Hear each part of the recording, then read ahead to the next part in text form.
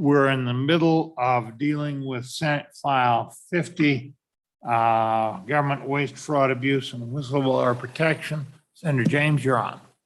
Thank you, Mr. Chairman. I'm free to answer any questions that we have. I do have an amendment that I would like to offer, Okay. and that'd be to add a 3-year sunset date. It'd go from July 1, 2022 to July 1, 2025. That way we can give this a test run, making sure it's operating where we want it to. If not, get rid of it. Okay, If it so is, we would insert that covering the newly created sections. And we would insert that on I think it's probably. page 15, probably as a new section 4, just before the effective date. Would that be how you'd like to proceed? Yes, Mr. Chairman. Okay. Makes sense when we're trying something new. I'll move the amendment just to get it moved. Any committee, any questions for the sponsor? Any questions on the amendment? The sunset date is fairly straightforward. It is, Mr. Chairman. I'm kind of wondering though, a lot of this is amended language, so that would be a difficult interpretation when the sunset date comes in. Yeah. The books would be out of sync with what, people couldn't find it easily. So I guess what I'm trying to say. Yeah, it would be a bit of a problem. And I think what it would do is basically force a cleanup bill. Yes. But I think it would be effective. Okay. Okay. Any further discussion on the proposed amendment? Okay, all those in favor say aye. Aye. Aye. That carried. Anything further for the sponsor? Anybody else here present want to speak to the bill? Yes, sir. Wham.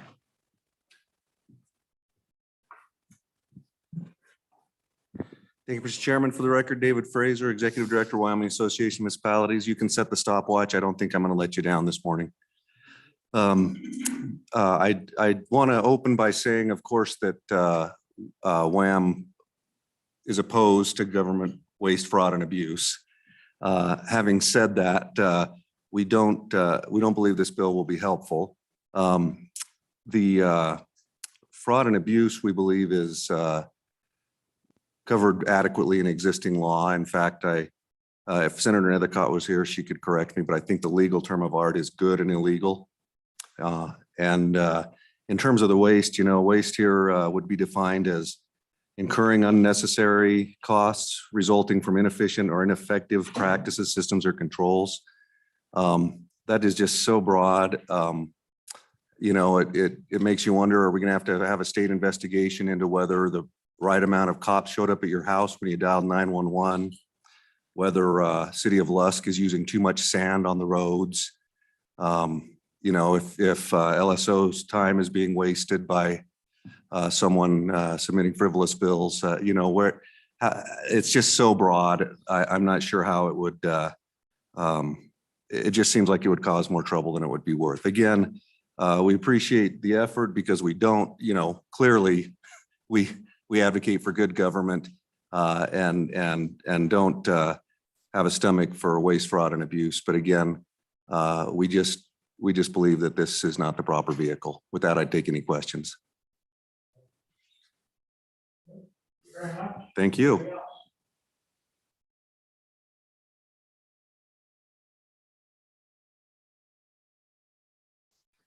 Thank you, Mr. Chairman, members of the committee, Justin Chavez, Director of the Department of Audit.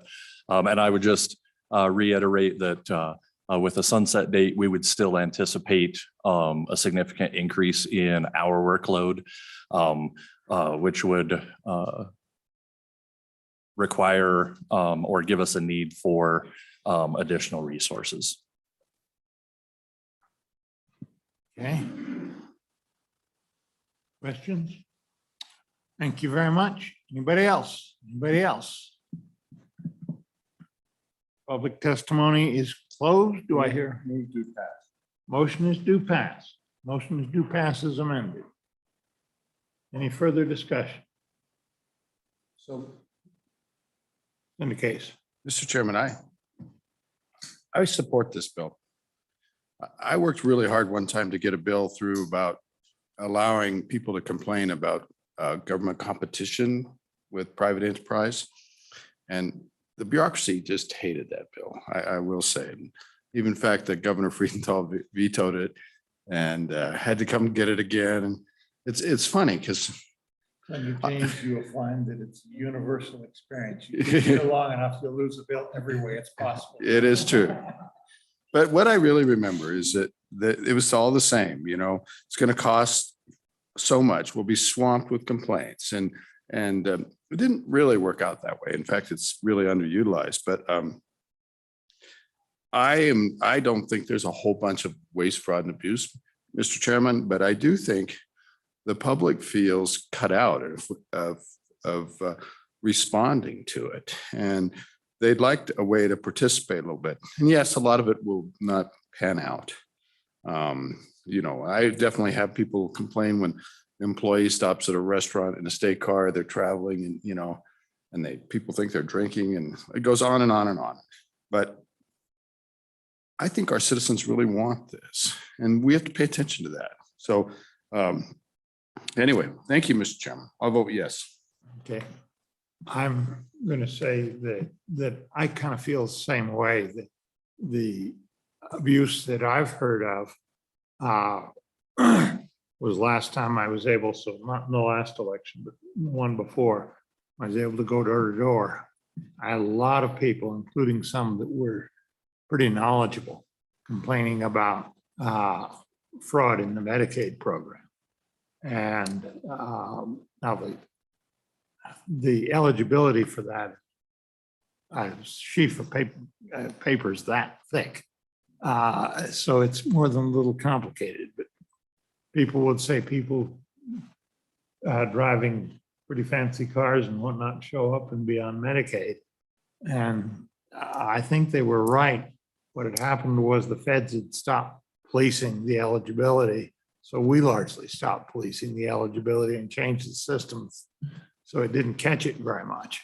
And they wanted someplace to complain. And they didn't have it. And I've been unable to get a proper investigation of that, in spite of having tried. So there's a need out there. Okay, further discussion? Question? Call the roll, please. On Senate File 50, On Senator Senate File 50, and we'll hold it open because we've got 2 members missing. We'll hold it open to get their votes if we can. Okay, on Senate File 50, Senator Boner. Aye. Senator Scott Aye. and Senator Case. Aye. Okay. So it'd be on Senate File 50, 3 ayes 3 and ayes, 2 open for, two voting? 2 open, but we'll show them excused if you can't get their vote. okay, And I don't want to hold it open beyond noon time. Bring a Okay. report up if you can. do pass amended. Yeah. Sure. So and I will explain that the way I run a committee, I want 3 positive votes or 3 negative votes to take action. We'll tend to hold them open until I get one of those 2 circumstances. The next bill for our consideration is Senate File 111, the Wyoming Financial Transparency Act. Senator Guru, you're on.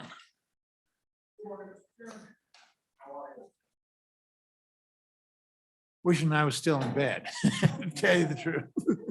No, wait. Yeah. Yeah. Go ahead.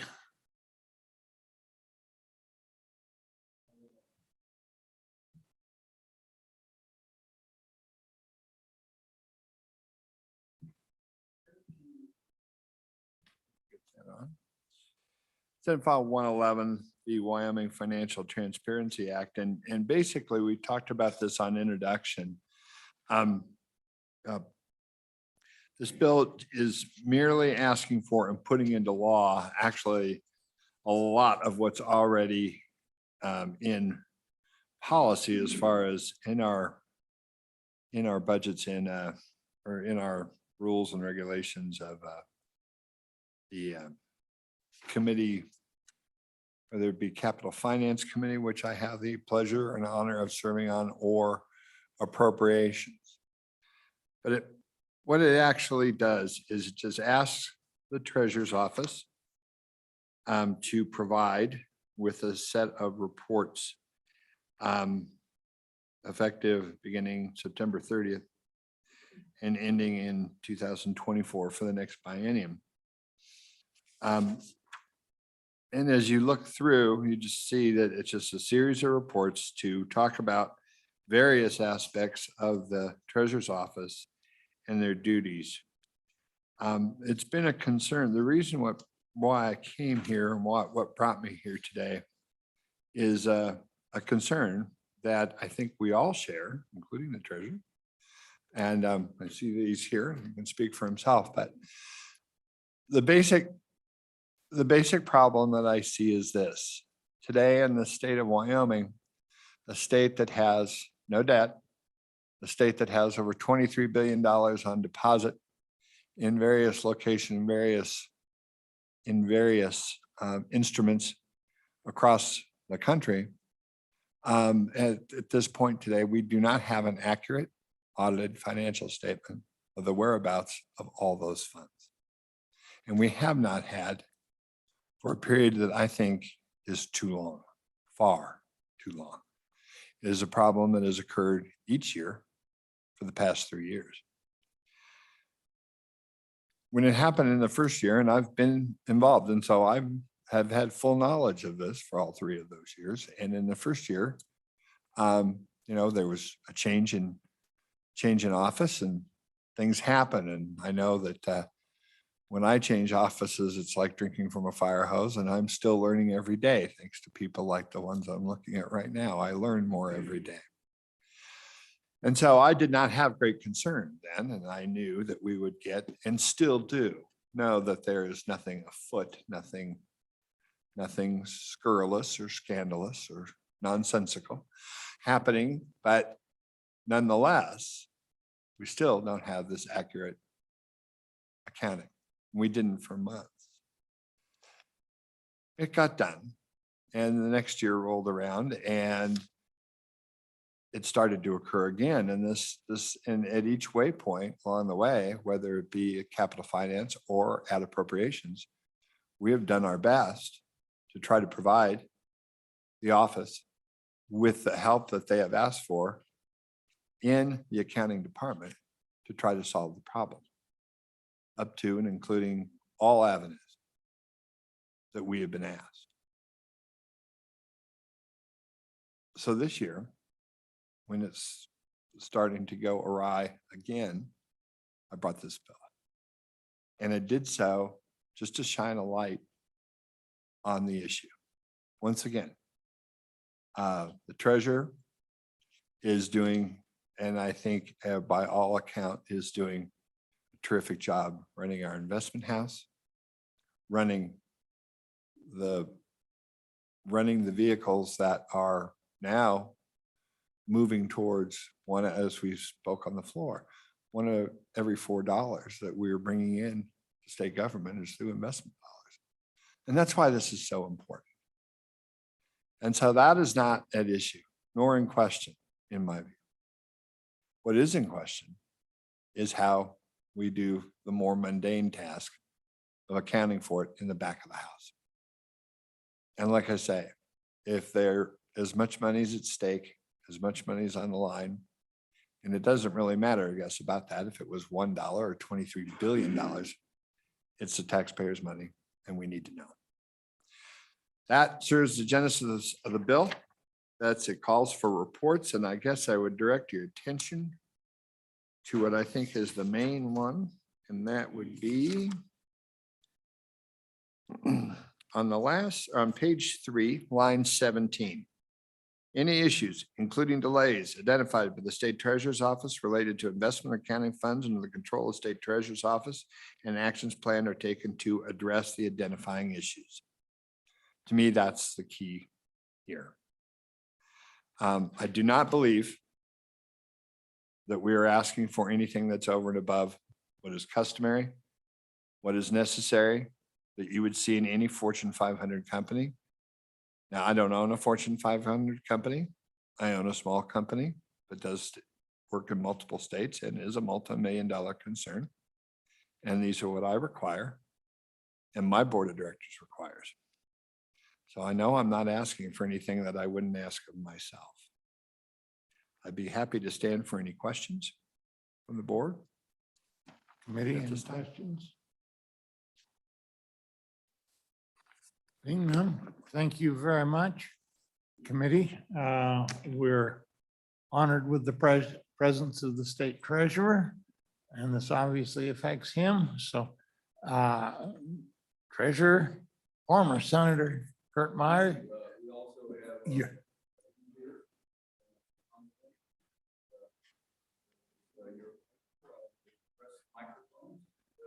Yeah, come forward. Don't be bashful. And for the record, tell us officially who you are. Kurt Meyer, the state treasurer of the state of Wyoming. Good morning, Mr. Chairman and committee. I'm Dawn Williams, Deputy State Treasurer. Okay, proceed.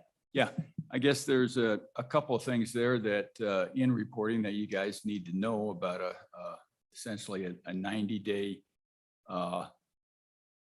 cycle that privates often don't give us the information within that 90-day time period.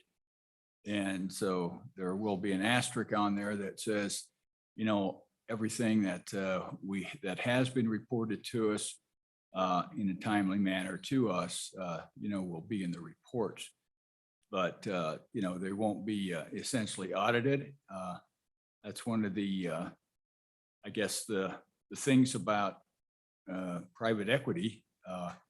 They return 30-40% or more. And we've got some outstanding return to capital, but they do it on their time schedule and not on ours. So there'll be some, I wouldn't say holes, but I would say that there are going to be some times where we're not going to have the whole essentially audited picture totally balanced out, because those things are onto the side. There are two ways to address that, and we'll probably look at those different types of accounting things. One Alaska does with a delayed report, and CalSTRS also, and so it essentially puts your privates on a little bit different time schedule than the rest of everything, but they essentially have a different way of accounting for privates. That makes it a little bit, from my perspective, easier for people to understand what happens in the area of privates. And that's becoming a bigger and bigger part of our portfolio. The other thing is, All right. there's more and more private equity coming into to play. Can you give us a rough percentage of the total? Oh, rough percentage right offhand. It would be, I think it'd be imprudent for me to actually guess. I can get that to you at a delayed date. But we've been switching our fixed income into private equities, private credit. And we'll have I'm sure a new asset allocation in the upcoming couple of months. And so those things will change. It's rolling in as we onboard managers, and we have a pacing schedule is somewhere between 3 to 5 years, where we'll be switching all of those over. I think that pacing schedule is going maybe a little bit of a head schedule, but to actually tell you how much we have right now as a percentage of the whole total, Charlie, that would be a guess, and I don't want to guess for you. excuse me, Mr. Senator Scott. I apologize. At this hour, we are going to overlook informalities. I think the other thing that I think would be helpful for our operation, and I think for transparency, is we've contemplated looking at a legislative report section on our website. So all those reports would be available, to the public and to you at the same time. And so we're going to look into that. The guy that we had doing all of our web page development actually went into the private sector and is making much more money than we could ever think in different types of computer assisted art, I think, in some cases. Any questions? Nirvana. Yeah, thank you, Mr. Chairman. I guess, we're looking to, in this bill, to put some additional requirements on your office. Is there any maybe additional resources that we can include to help, achieve the goals set out in the bill, or anything we can do to help, I guess, achieve, get to where I we're think trying to go? There are some overall things, when you think about actually comparing ourselves to a Fortune 500 company, there are some, I guess, I could probably spend about a half hour of your time, and you don't have that time when there's things there. But one thing that we are trying to get done this year is to make sure that we have a full-time professional and consultant in the area of accounting. We have had that for decades in the area of investments, and yet we spend nothing on professional consulting in the area of accounting. And what we want to do is to make sure that we have that professional consultant. So it's giving us the direction that we need when we start making changes in our accounting system as we're onboarding new internal areas of investment and other outside areas of asset management.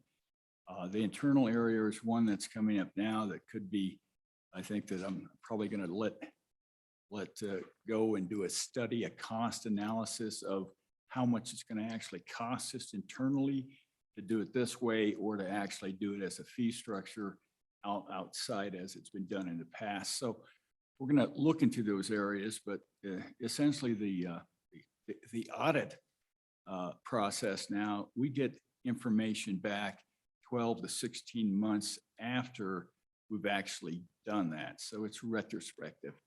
Professional accounting consultant would tell us how to do it right the first time, and necessarily, I think, have the effect of the most effective way to make sure that you have clean and on-time audits.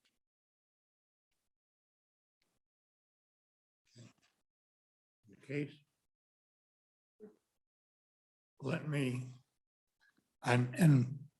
do one thing and advise the audience. We're going to shuffle the schedule, and the next bill, Senate File 113, is going to come last. The request of the sponsor, I think, has a bill elsewhere to deal with. So we'll go from, when we finish this one, we'll go to Senate File 79. Don, anything? For the treasurer, what can you just give me a ballpark estimate as to what the total amount you've got invested that's long-term permanent funds, and then the short-term more liquid funds? Sure. Just on the, off the top of my mind, I know it's on our website, but essentially with your long-term permanent funds, we're somewhere around, I'd say around $15 billion permanent. That's just your PMTF and your educational funds. You've got couple, three, kind of a little over 2 billion in the workers' comp. You got 4 to 5 billion in the SAP, your state agency pools. You know, you've got the pool A, which is substantial. So those were kind of what it is. It's, you know, on our website, you can pull that up. It's both graphically and numerically on there. So it's very clear for anyone to see. We're talking an enterprise that is dealing with more than 20 billion in finance. We're right at 25 billion total. 25. Yeah. Yeah. Yeah. And people, that's pretty quick, but if you say 25,000 million, then people understand it, I think, easier than 25 billion, because that's what you're actually dealing with. And so when you look at 25,000 million and the percentage of error that we have is quite small, and the errors that we do have are essentially they're third-party concerns, and the deputy can go into that in much more detail than I can.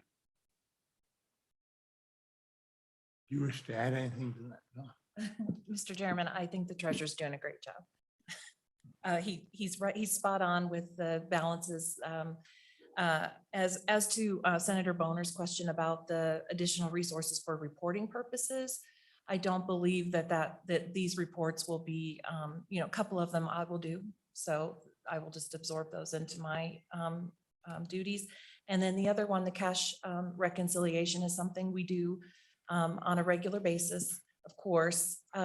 And so what the only concern about that report was the 90-day reporting requirement, just to make you all aware that there will be, as the treasurer stated, an asterisk by it, because we won't be able to have those just because of the reporting requirements of our alternative investments. But we'll sure do the best that we can. Okay. Am I right in essentially summarizing your testimony that you will have that problem and you know you'll have it, but by and large, you can make this work? Yes, Mr. Chairman, yes. Okay. And I think And we can all we're understand all with the for- amount of money involved that we can understand why some of this is important. Yeah, we're all for transparency, Mr. Chairman, but hopefully someone's going to bring that amendment to get us a professional consultant, so we do it right the first time. And because we don't get any input from the audit, like I say, of anything that we may have done wrong or something we should do right for at least 14 months after the beginning of the biennium. So, or the accounting period. Mr. Chairman, can I just jump in real quick with the getting it wrong and getting it right with the delayed Oh, audit? yeah. Okay. I feel like She hates it when I do I that. do. The audit is it's the reporting requirements that are causing the delay. It's not so much that we have errors. It's reconciliation between managers and JP Morgan and how they report. This is the issue, the most recent issue, but there are obviously other ones. The more we grow, as you pointed out, Mr. Chairman, some of these things we're not aware of until the auditors, and neither are the auditors until we get into it and we discover the materiality of the differences. And so for just one example, one of the things that we have is our custodial bank reports a return of income as income, and our manager might report it as a return of capital gains. Still income, still cash balance, just how do we characterize it? So I just want to assure you that the books are balanced. It's all a matter of how the reporting is handled. And that's what our significant delays have been this year, just because there have been so many more transactions. And so I wouldn't say that we are doing things wrong. I would say that we are endeavoring to report and coordinate the reporting through our third-party vendors correctly. So thank you for the opportunity. Indicates. Mr. Chairman, Treasurer Meyer mentioned an amendment. That's not an amendment for this bill. No, It's no, for the, may explain the connection a little bit. Yeah, that's hopefully a budget amendment to our 004 budget.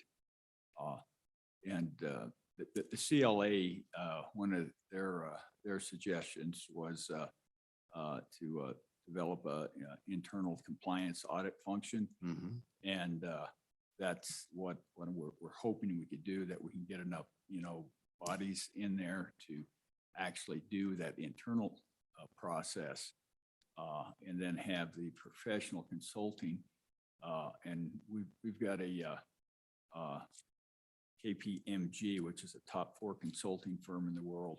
They've come on board for the last few weeks. And I can tell you the level of expertise and understanding of our investment system, we've never had that type of assistance before. And it just really kind of pushed me to the realization that, we need to have this pretty much just like we have RBK for investments for accounting. The investments have grown from less than 20 million to over 25, less than 20 billion to over 25 billion. And, since the time I was there, and that's just right at 3 years. So it's growing so fast. We've almost doubled the number of managers to look at the change in the asset allocation. So essentially the investment side is just mushrooming, yet we're there. And I think we've got 13 total accountants, and 3 of those are not investments. So we've got 10 inside internal people investing in the internal investing. And then you've got I think it's actually, we've got 42 managers, but embedded in the privates, there's another 30 or so that are just with the private equities. And so total, if you put them all in there and disaggregate them, it's 76 managers and $25,000 million. And it's grown that much and that fast. And we're supposed to have 2.5 accountants. That's what CLA said. 2.5 accountants for each investment person inside, but they didn't really correlate what about the others, 76 external managers and how that works. So we're sitting there really not at a 1.3 ratio where we should have 2.5 with employees. We're sitting there with 10 people doing the work of 25. That's what we're doing. Slight follow-up. Where exactly is that budget amendment proposal? I'm not sure. I've asked a couple of people to consider it. Don, I think, has it drafted up and worked into our budget.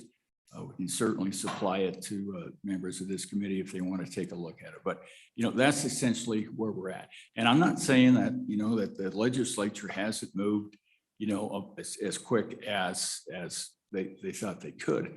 But in the long run, what we need to do is look what Florida does. They have a basis point budgeting process. So as something grows and gets to that point in between sessions, there's a limited amount of money that they can spend to actually address those things, the people, processes, and systems. And, when things are moving this fast, the governance situation we have is it needs some modification so we can respond. Switch and ask Senator Grew, you're on the Appropriations Committee. Can you enlighten us on any of this? After yesterday's second reading on the budget bill, I tell you, I'm brain dead on budget stuff. Just go ahead and sit right there. Yeah. Mr. Chairman, I can say I did not bring this up during the appropriations process as far as the outside consultant, but it's really only after I saw, what an outside consultant could mean to our shop, and thought that this was the time that you guys are in town. This is when we try to get it done. Okay, fair enough. That gives us some background. Senator Grew. Thank you, Mr. Chairman. In the Appropriations Committee and in CapFin, since they work essentially save, I think, 1 or 2, all the members of Capital Finance are our members of Appropriations. And so we kind of switch hats and as we go through this, as far as I know, to the best of my knowledge, we have approved every request for back of the house help that has been asked. Now, I will say, there have been some requests that we have not looked as favorably upon. But we did not see the nexus between some of those asks and the back of the house work. I'm talking about, we have not approved as chief strategic officer. Because I believe, and I'll only speak for myself, I don't speak for the rest of the committee. I did not believe that was a function of the back of the house. That was a function more of the investment side. As far as the investment side goes, I can't imagine by any measure that we haven't done everything that we could do to help with that. We have an investment funds committee, the capital finance committee meets, and the SLIB board meets, all of which are involved heavily by statute in the investment process, and we're all a part of that. And so what I'm talking about here are the statutory duties of the office itself and those accounting functions. And the only other thing I would say to you is, when I say audited financial statements and that, what the bill calls for in 90 days, really just a cash balance sheets. What I'm talking about is the financial reports that are due at the end of the year that are turned into the federal government, which are not yet completed, even though they have been due for a while. And I don't know for sure, maybe we could ask today when we can expect those to be done. But I think those are the types of things, once again, that I think that we have a need to be looking at. I know the treasurer agrees with this. I want to make it clear, this isn't an adversarial thing from that point of view. I don't believe, at least not in, that's not what I'm attempting to do here. I just want to make sure it's just a transparency issue. So I want to bring it up. And Mr. Chairman, I talked to the sponsor in the back of the Senate chambers and said, I'm all about transparency, and we don't have any problem with the bill except for the few things that we told you about, or just the vagaries of the privates. And one of the things that occurs to me, you've got you're testifying the 76 of these various investment managers. Yeah, there's two private funds that we have at Grosvenor, and within those private funds, there's 30 some private entities that are either hedge funds or private equity. And so Grosvenor is like, it's a fund of funds, but it's a fund of one funds.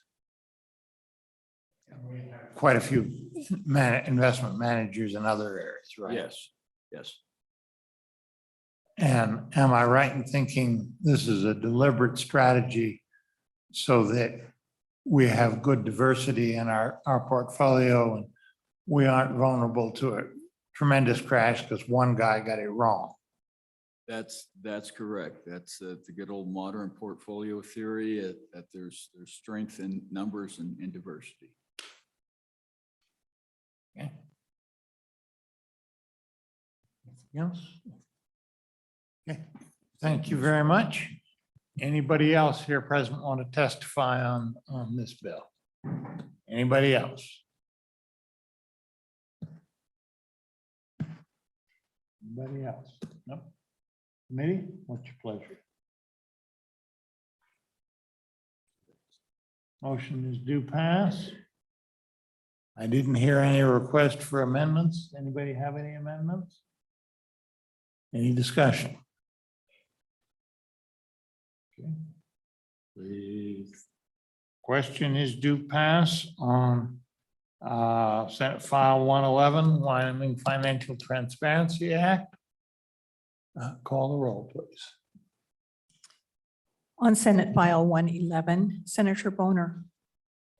Senator Case. Senator Nethercott.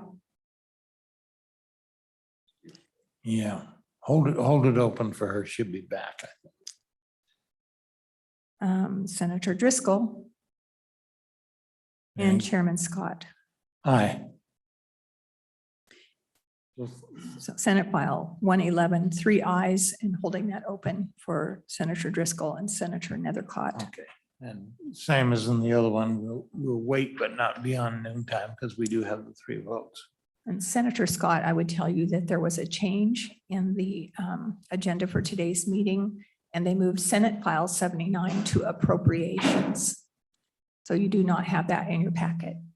Senate File 79, Yes, move to Appropriations. move to appropriations. Okay, so that takes care of that one. Yeah, I can remember they moved some. Okay, so what we've got, next, Senator Nethercott asked that, Senate File 113 be held back till she can get back from her other commitment. Okay. And then the next one is Senate File 95, which is under Driscoll's bill. Can you call up to the Senate and see if they can find him? Yeah. Tell him his bill is up.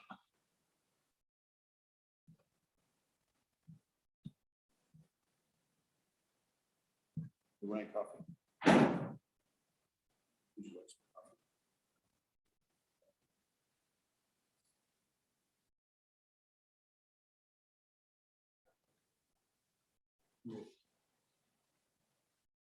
We'll have a slight delay on this one.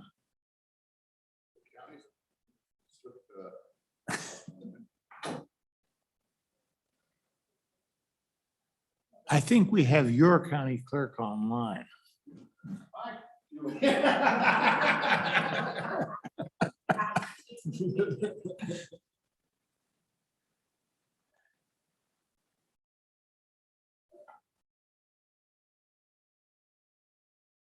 Oh, speak of the devil.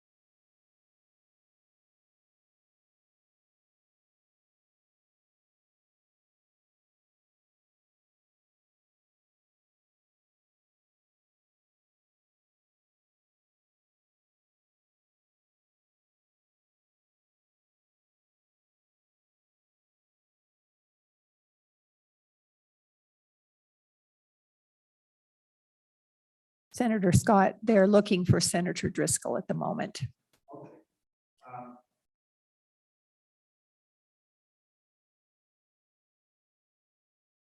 Hold that one in advance, and Senator Case, your Senate file is number 63, county offices open to the public. We'll proceed with that one. Would you like me to present it from here, Mr. Chairman, or That's up to you. if this is all right? I'd prefer up Okay. here is fine. All right, so, Mr. Chairman, Senate File 63, County Offices Open to the Public. This is brought forward in an attempt to provide an opportunity for our citizens to interact with their government and file and do those things that government requires them to do. So citizens use their courthouse for numerous things. Some are kind of on the service-oriented thing, but others are required by law. One is to pay taxes, for example. If you don't pay, if you pay your taxes all at once, they're due on December 31st. The Fremont County Courthouse is closed on December 31st. Other courthouses are as well. You have the right to get married at a courthouse. If the courthouse is closed on something other than a legal holiday, you can't get married. And that might be a good thing, actually. Based on personal experience, I would probably say we should keep that exception. But you have to file or release liens, close a real estate deal, complete a contract that requires some kind of a filing with respect to vehicles or real property. You have to go to the courthouse to protest your taxes. You have the right to be able to access your court records or court records of others. I'm not sure of all the functions of the clerk of district court, but you have the right to file papers there and things like that. These are all things that, you know, we kind of have a system of commerce where we agree on legal holidays. Like banks are closed, they can only be closed for a certain number of days so that people can have access to their money. It's no more than 2 consecutive days typically. And those bank holidays are specified as the federal holidays. There are state holidays for banks too. But the ability for county commissioners to just close the courthouse for different events, I think denies people access to their right to be, you know, to interact with their government. So that's what this bill does. It says that all county offices shall keep their offices open during the usual business hours of each day, excluding Saturdays, Sundays, legal holidays, and emergencies. We're removing the language other days as established by the county commission through resolution. That's what the bill does, Mr. Chairman. I'm very aware that counties have local events that are important to the people, and whether they close the courthouse for a day for the county's special day, 4th of July, or well, 4th of July is a holiday, excuse me. But I think we need to figure out a system where we can still maintain some access for citizens to their government. Might be a light duty, you know, skeleton crew in the clerk's office and maybe the clerk of court, maybe the treasurer's office, and then everybody else can go home. But to just close the courthouse on something that's not a legal holiday when the citizen is required by law to obtain some service or pay some bill or release a lien, et cetera, then that's unfair. That's what the bill does. Okay. Question? Okay.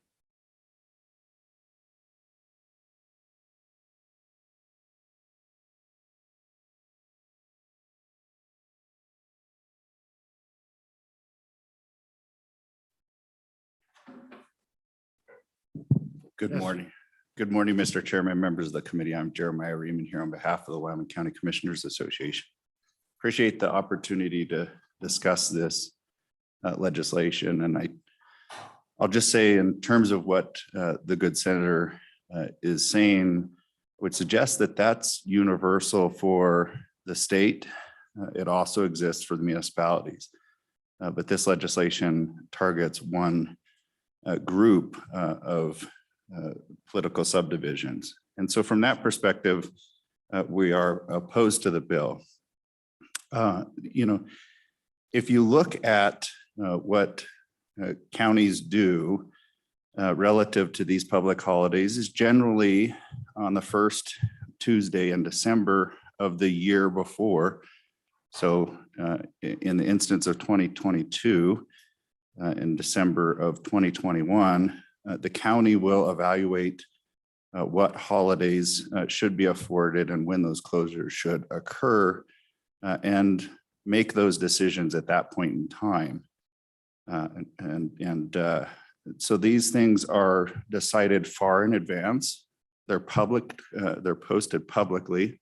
Just pulled up a couple of different counties' websites and found them rather quickly. It's something our office tracks, and I'd be happy to get that information to you if you're interested in the closures for 2022. The commissioners are also taking into consideration other things that may be going on in the community. The senator mentioned that there may be a local fair day. They're also aligning with local schools, the community colleges where those exist, as well as business activities, and ensuring that that local consideration is part of it, and when spring breaks might happen and other things of that nature. So flexibility is important from that perspective. We also have occasionally unfortunate events where a closure might come into place. So for example, when Senator Enzi passed, Campbell County closed its courthouse so that folks could recognize his contributions to their community. And from our perspective, we believe this legislation would prevent that particular sort of activity and local consideration. So, Mr. Chairman, for a variety of reasons, the commissioners are opposed and ask that you not move this forward and give consideration to the fact that they are transparent around these dates and make sure that they're posted. But I think the point that we take from this, of course, is just a reminder, let's consider the things that the senator mentioned in terms of keeping buildings open when possible.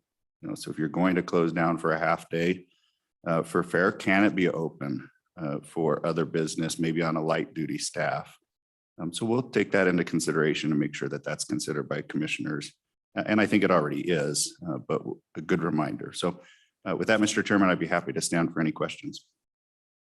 Okay, any questions? Seeing none, let me ask. Particularly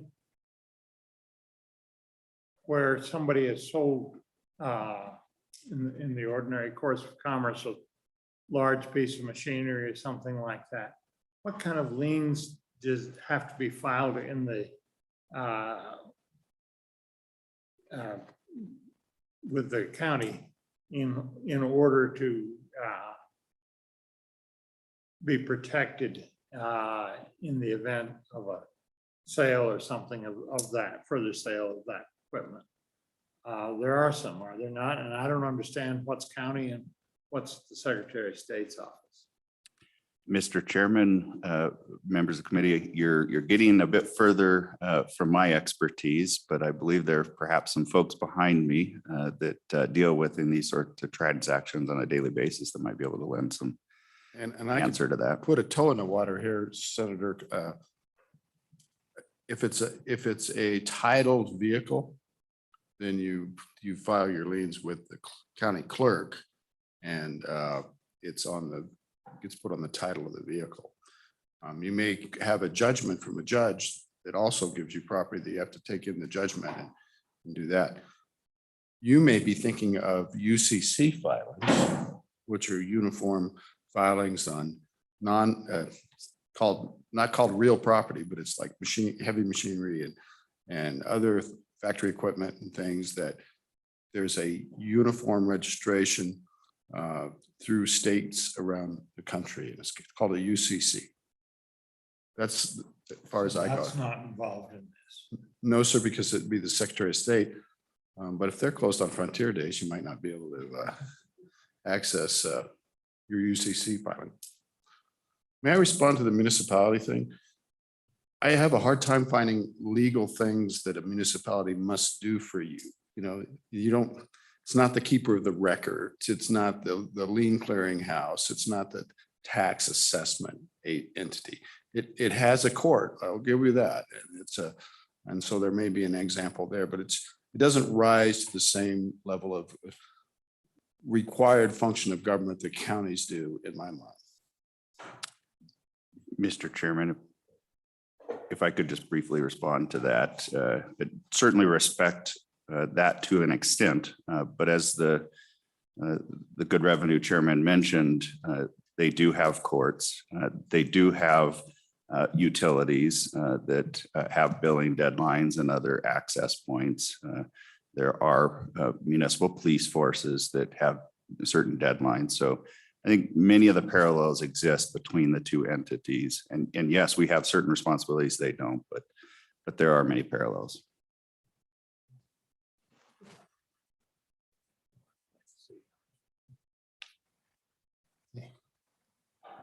Any other questions?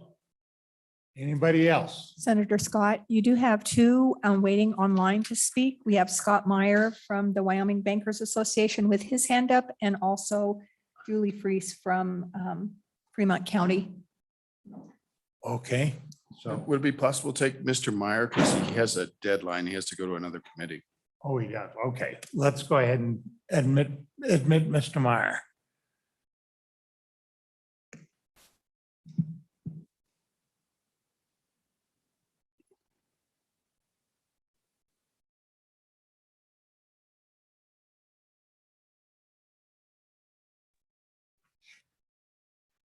Good morning, Mr. Chairman. Scott Meyer with the Wyoming Bankers Association.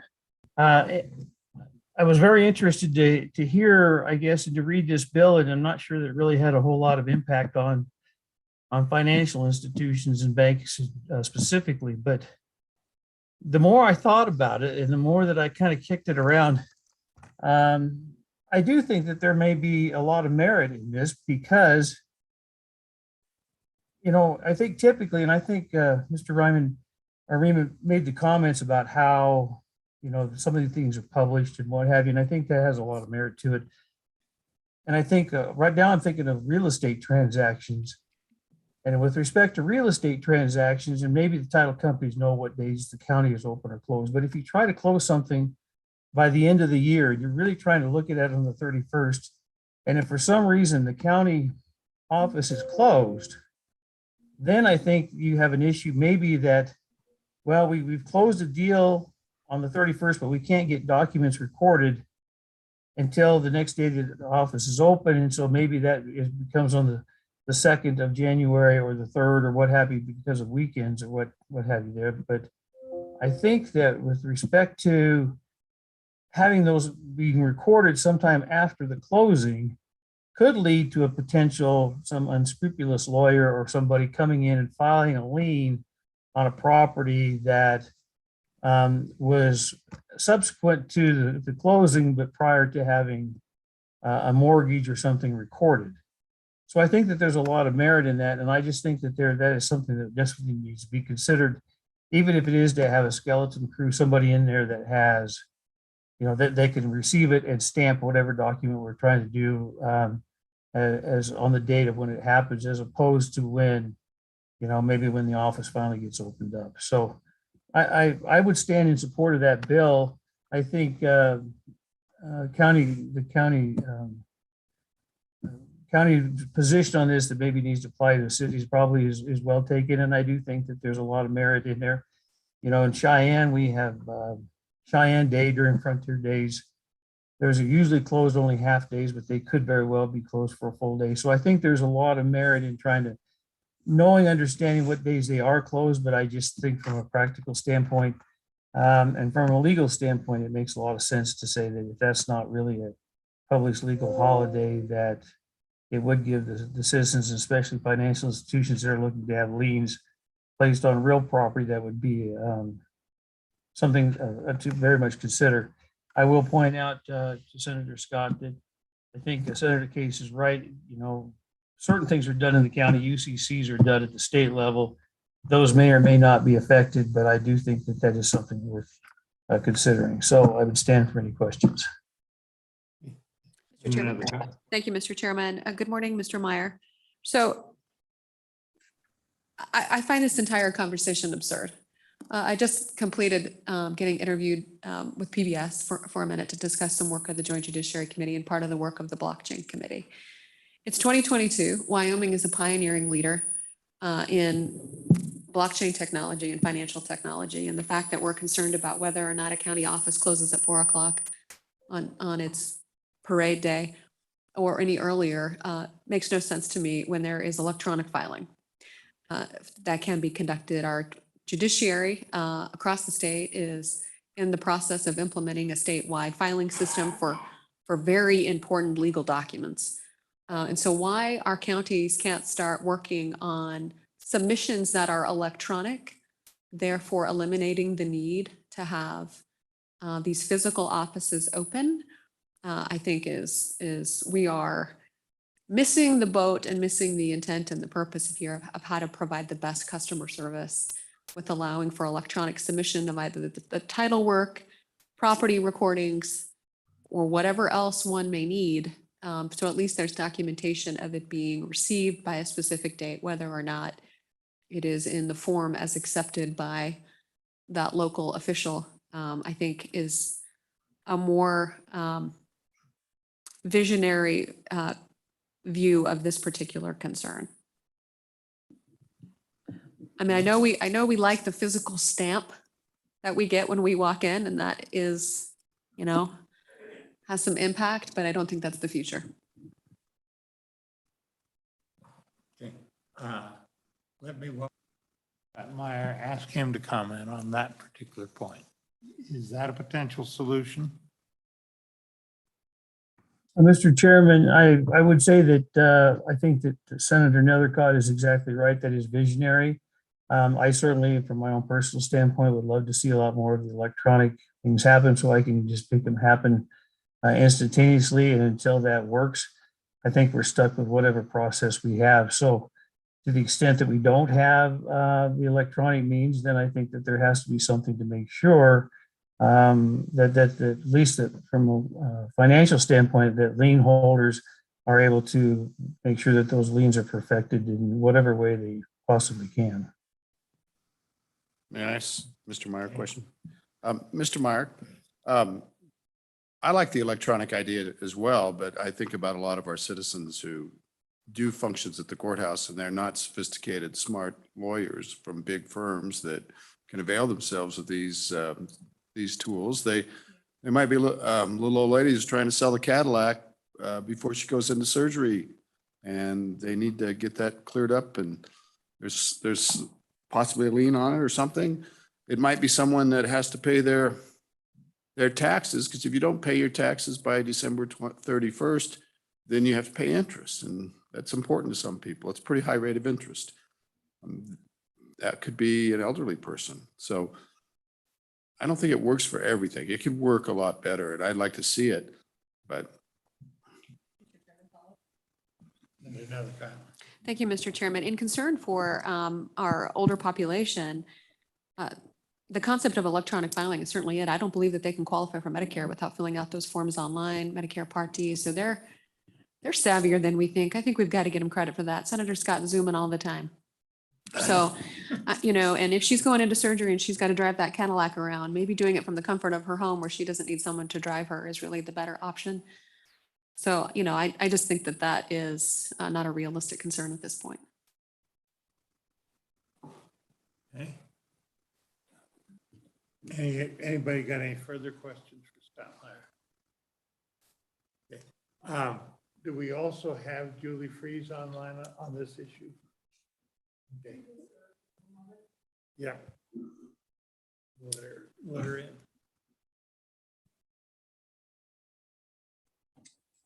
Morning. Good morning. Can you hear me? Julie. It's good to have you on an issue that is not immediately an election issue. So go ahead. Oh, I'm gonna election wise. thank you for having me, and I hope my connection is good. I am on the road. And I just wanted to say, I did reach out to Senator Case when he asked us about his bill. And I did want to know, what the problem was and where everything lied, so we could answer the question. And so it did come down to Fremont County being closed on the 31st. And I want to say, first of all, this was the first year we ever closed on the 31st. I've been an employee there for 42 years. This is the first time I ever remember being closed on the 31st. And here's why local government knows the best for their area is that our commissioners said, okay, the 1st of January is also on a weekend. And the way the statute reads is you can then have the Monday as a holiday. The Monday was the 3rd of January. And in fact, I brought that up. I said, I don't think that makes sense to our public. They are not going to understand why we are closed on the 3rd, but they do certainly understand that we're probably not going to be there on the 31st. And the problem of taxes, I did do a survey across the state. Most of the counties were also closed on the 31st. And I asked them how they handle taxes. And their treasurer does give extra days to make sure that they're not penalized for that. So that's the first thing I wanted to say is those two things. On the filing issue, just briefly, that is correct. What Senator Nethercott says is we are accepting e-recordings almost, I'm going to guess every county in the state is accepting e-recordings, which can just come from your banks and your real estate offices, your title companies. So that is one way. The UCC filings are all coming to us from the bank. Very seldom does a customer have that information. Those all come from the bank because they want to pay for them. They want to make sure that they're filed. So we do a lot of work like that. A lot of the counties across the state also have most of their records digitized. I haven't seen more than 5 people this last 6 months in my records department because they can access all of my records that I have digitized online. But going back to the other issue of why we would want you to not pass this bill. So Fremont County, many years ago, I got the commissioners to agree that if we had a holiday on election day, I wasn't getting enough election judges and I didn't know what to do because I have to make sure, especially in this day and age with election integrity, you want to make sure you have enough judges can do all the jobs. And I said, what if we closed as a holiday and have access to the voters, for the election office for sure. But if I could use county employees to go out and be election judges, it was the best thing we ever did. And I applaud my commissioners for giving me that shot. And it's actually gaining some traction across the state. The error rate, the efficiency rate was tremendously different. I mean, we are doing so much better with this. And you know what? It saves us money because they're already being paid by the county. So when I send them out, unless they're going over their 8-hour day, which we try not to do, we're either flexing them out or we're having to pay a little bit of overtime for them. But I mean, if this bill were to pass, that really hamstrings at least me in Fremont County and those counties that are trying to pick that up as a way to get election judges. I had to go to vote centers, even though I had county employees to work for us. And the rest of the county has to work those days. So if you're not working for my office, you're still working. And the last thing I want to say is during COVID, we may have closed for a small amount of time, which my commissioners did not want to do. And as soon as we got our shields up at our counters and whatnot, we were back open. But we never, ever worked from home in the counties. I know statewide offices that are still working from home and you can't access these folks. And so I want to say for the county people, we do know our people. We do know what it takes to be open and not open. And do we need to look at them? Yes, we probably, just like Jeremiah said, maybe we need to look at them again. And there's some times that we're off that doesn't make sense to me either. But I do want to say that I believe our county commissioners and their elected officials know what's best for them. And I ask that you not support this bill moving forward. Thank you.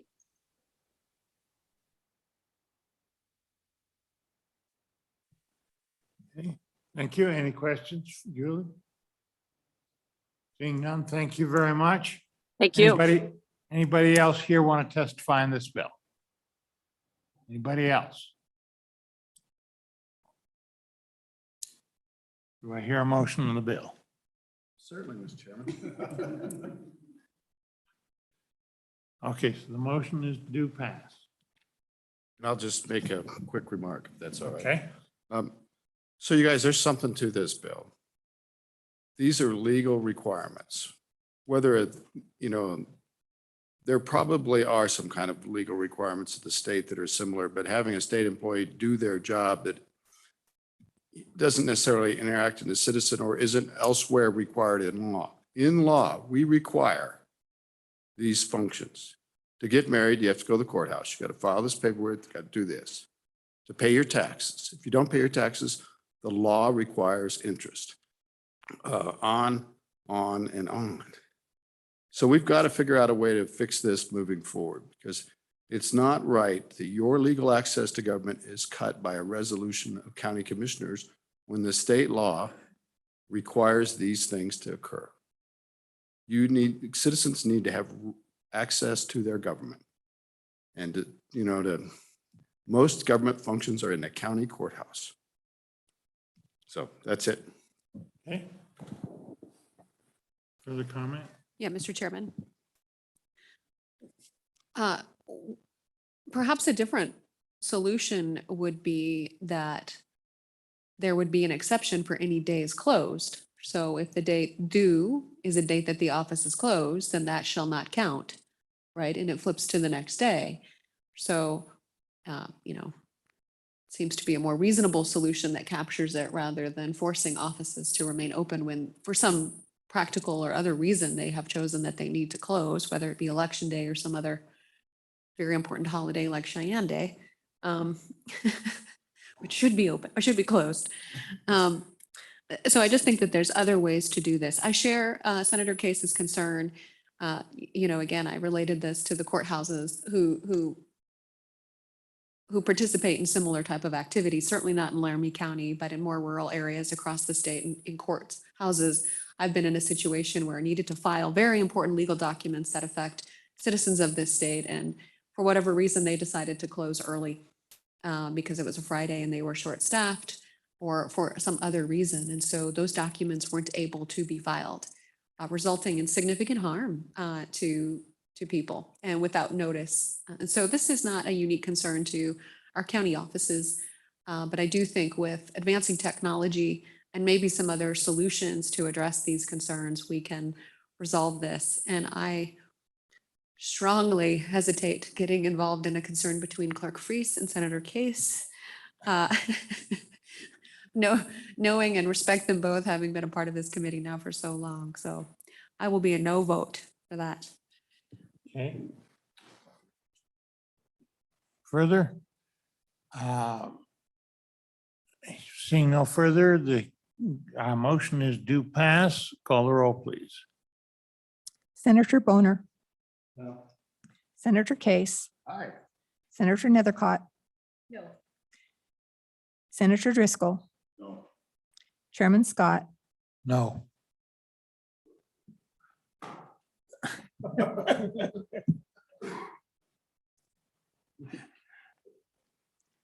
so on Senate File 63, 4 noes and 1 aye. Okay. Thank you. Thank you, Senator Casey. I think we've learned some things about other potential ways to deal with this. We had to kill one just to show we knew how.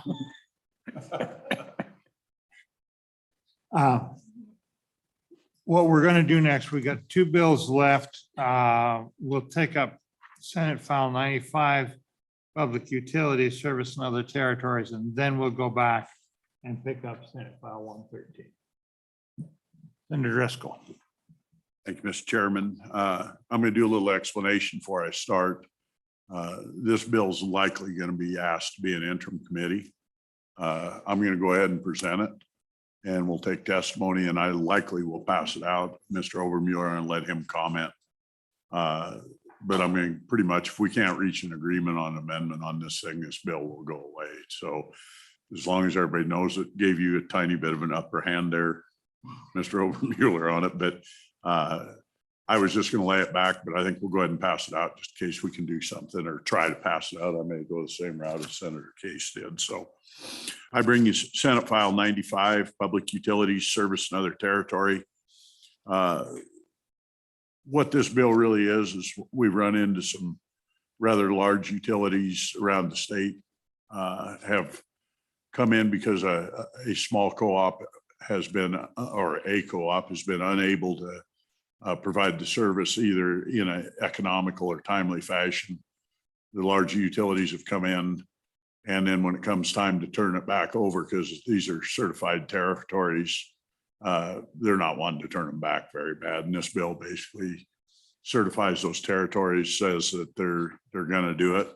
So when you look at it, you come through and, page 1, we go into the certificates of deal, and you go clear to page 3 when you really get into it. And it's no extension of territory or certificate of convenience necessary to be authorized subsection or public utility provides service.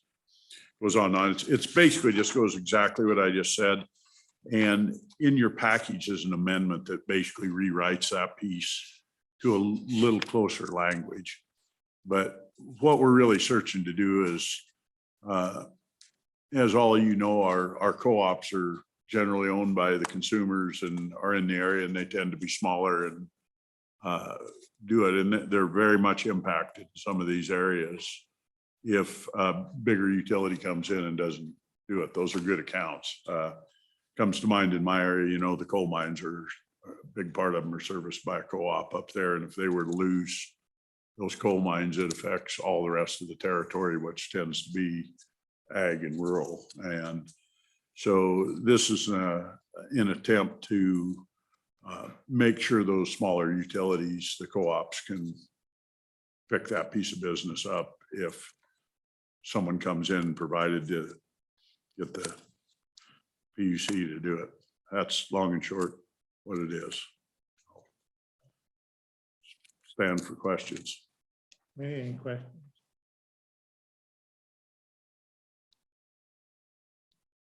Let me raise one concern that I've got. Been working on the issue of trying to get carbon capture on large power plants owned by major public utility that has been simply unwilling to deal on that subject. And one of the things that might be needed would be an ability to service some accounts that were able to be very flexible in terms of when they took the power. And the suggestion was specifically Bitcoin mining. And that might require some exemption to this territorial thing. Have them located right handy to the power plant. And I don't know how that fits into this bill. Mr. Chairman, it doesn't as a whole, I don't believe, and I think we'll have some people in the audience, but when you get into those larger utilities, they're regulated by the PUC, and it takes action by the PUC, I believe, or PSC, excuse me. Yeah, my mind's off.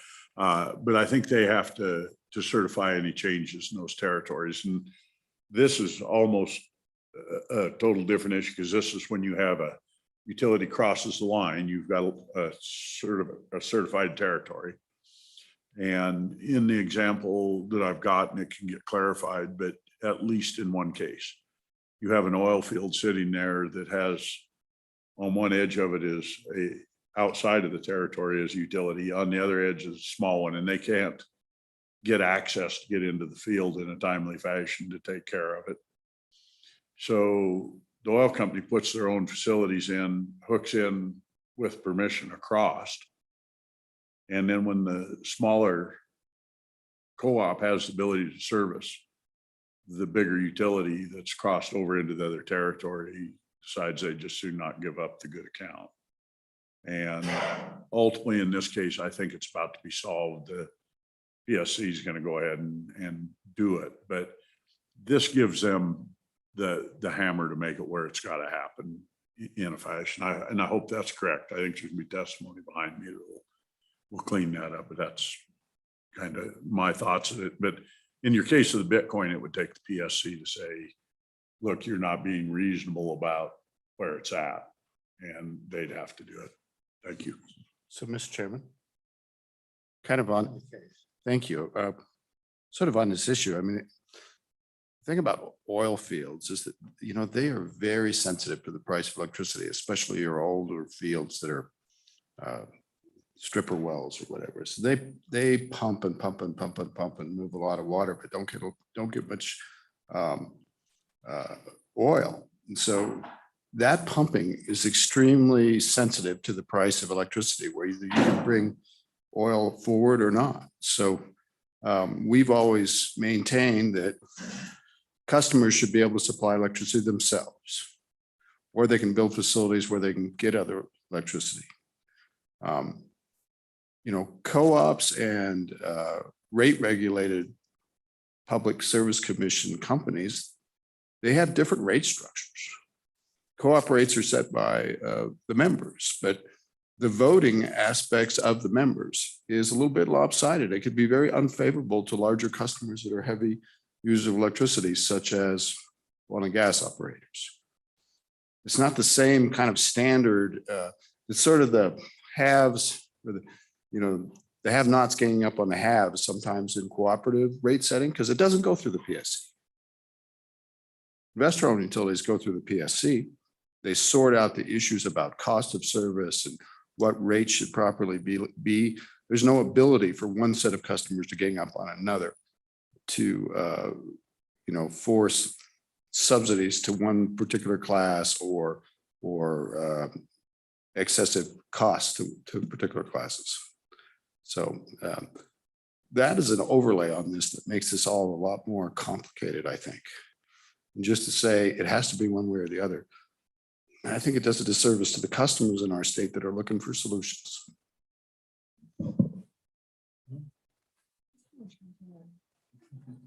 Okay. We've got the PSC here, I believe. Do you want to comment on this, Bill?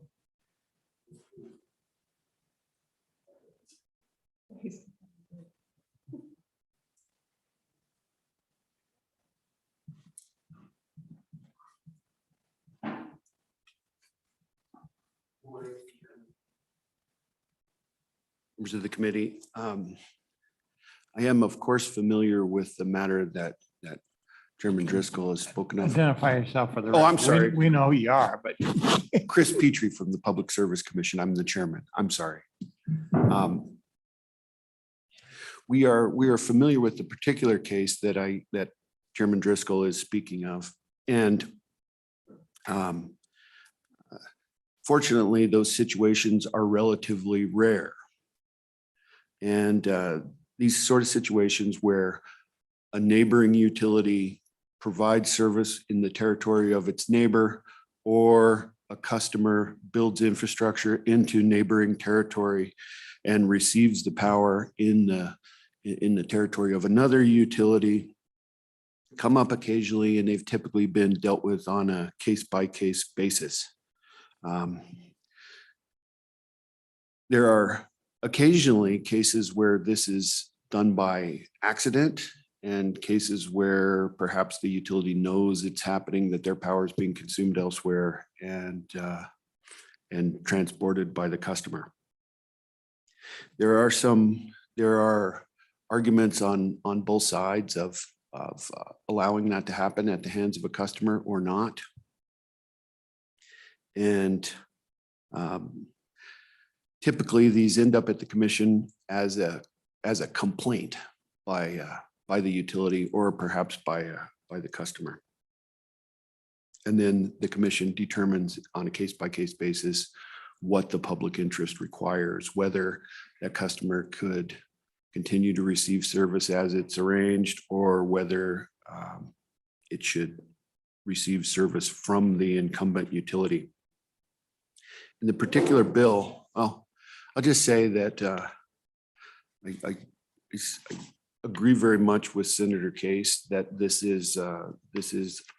can become a bit involved, and there are issues of urgency with certain types of customer, particularly oil and gas production are sensitive to how long it might take Sometimes it is very difficult for a small co-op to construct the kind of facilities that might be necessary on short order for a big customer who's very time sensitive to get what they want and need.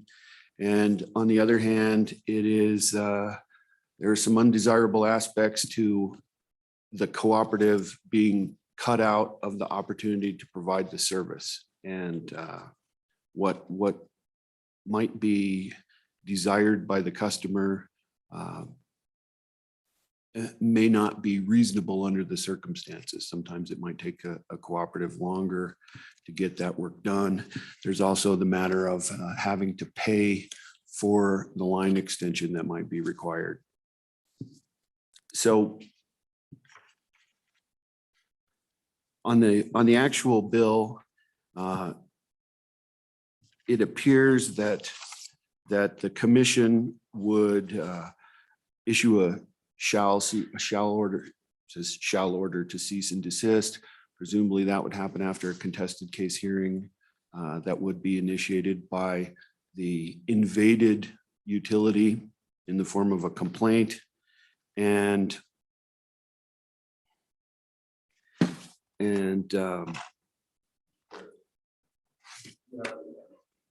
I'm sorry, I do not. Okay. Probably a little more.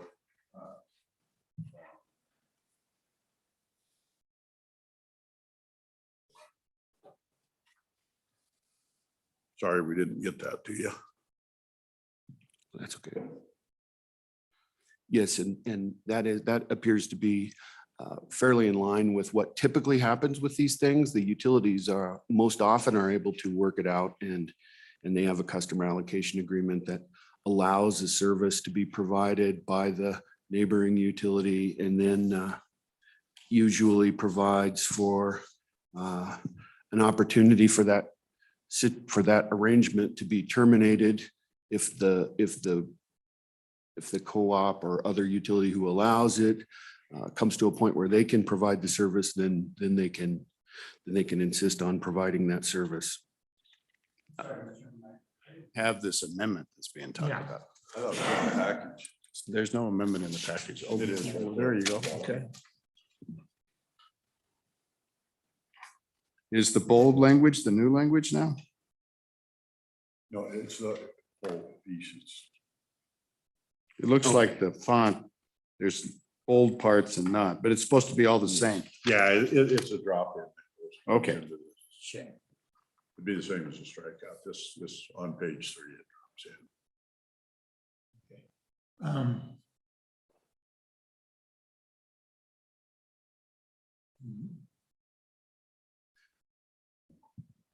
Mr. Petrie? Yes.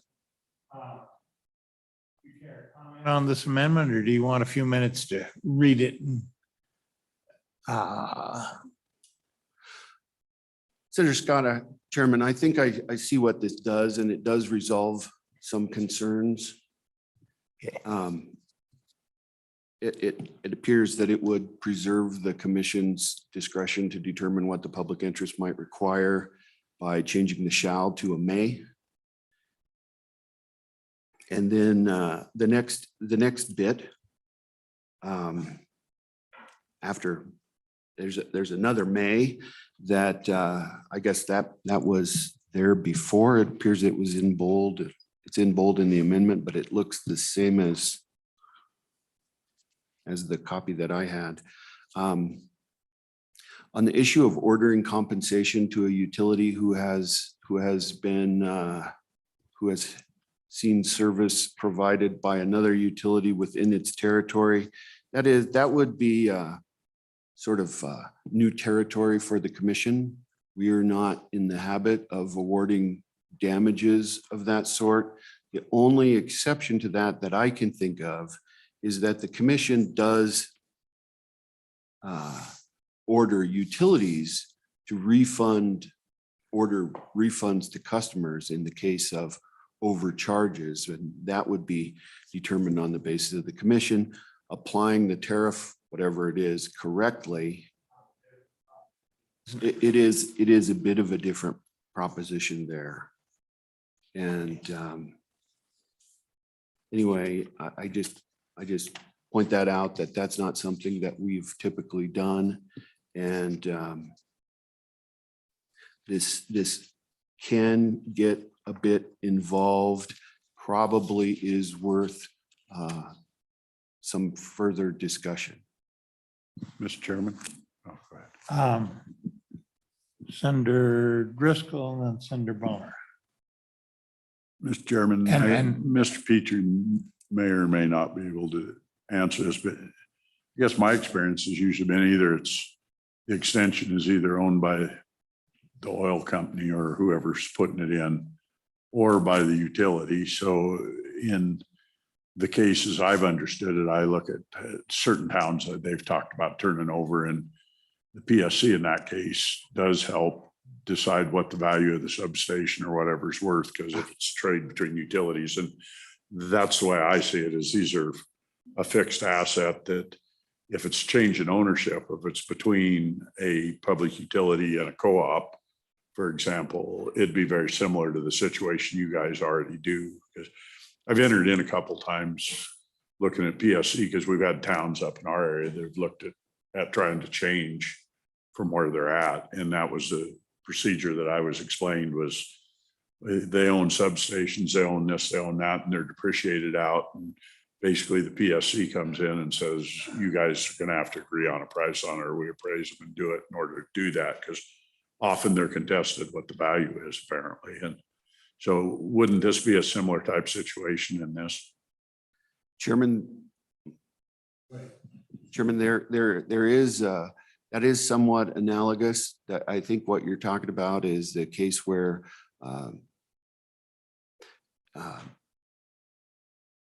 there's an annexation by the municipality.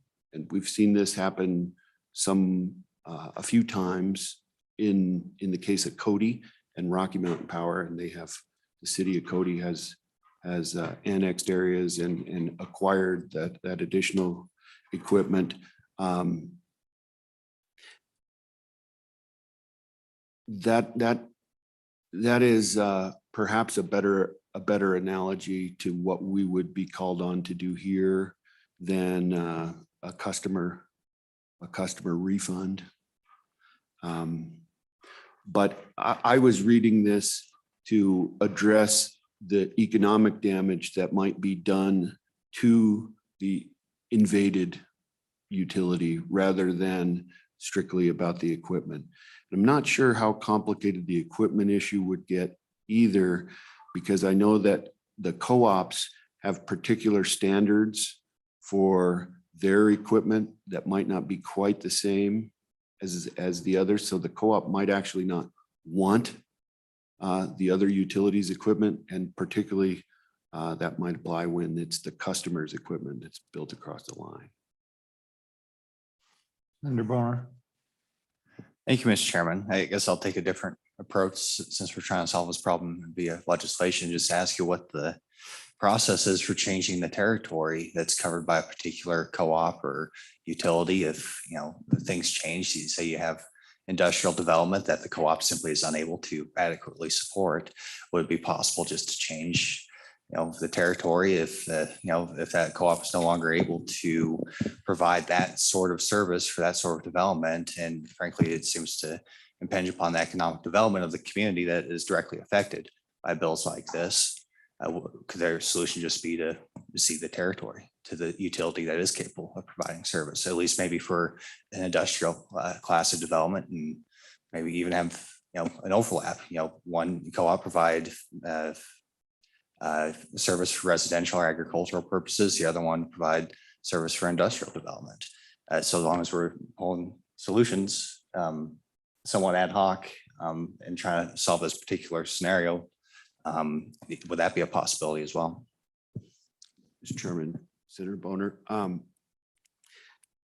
there have been situations where a customer comes to the commission with a complaint saying the utility that is responsible for this territory is too slow, or it's too far from their equipment and the extension is going to cost me too much.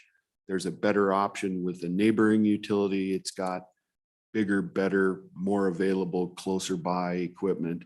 And so sometimes it's just somebody building a house that happens to be near the border, and they can come to the commission and explain that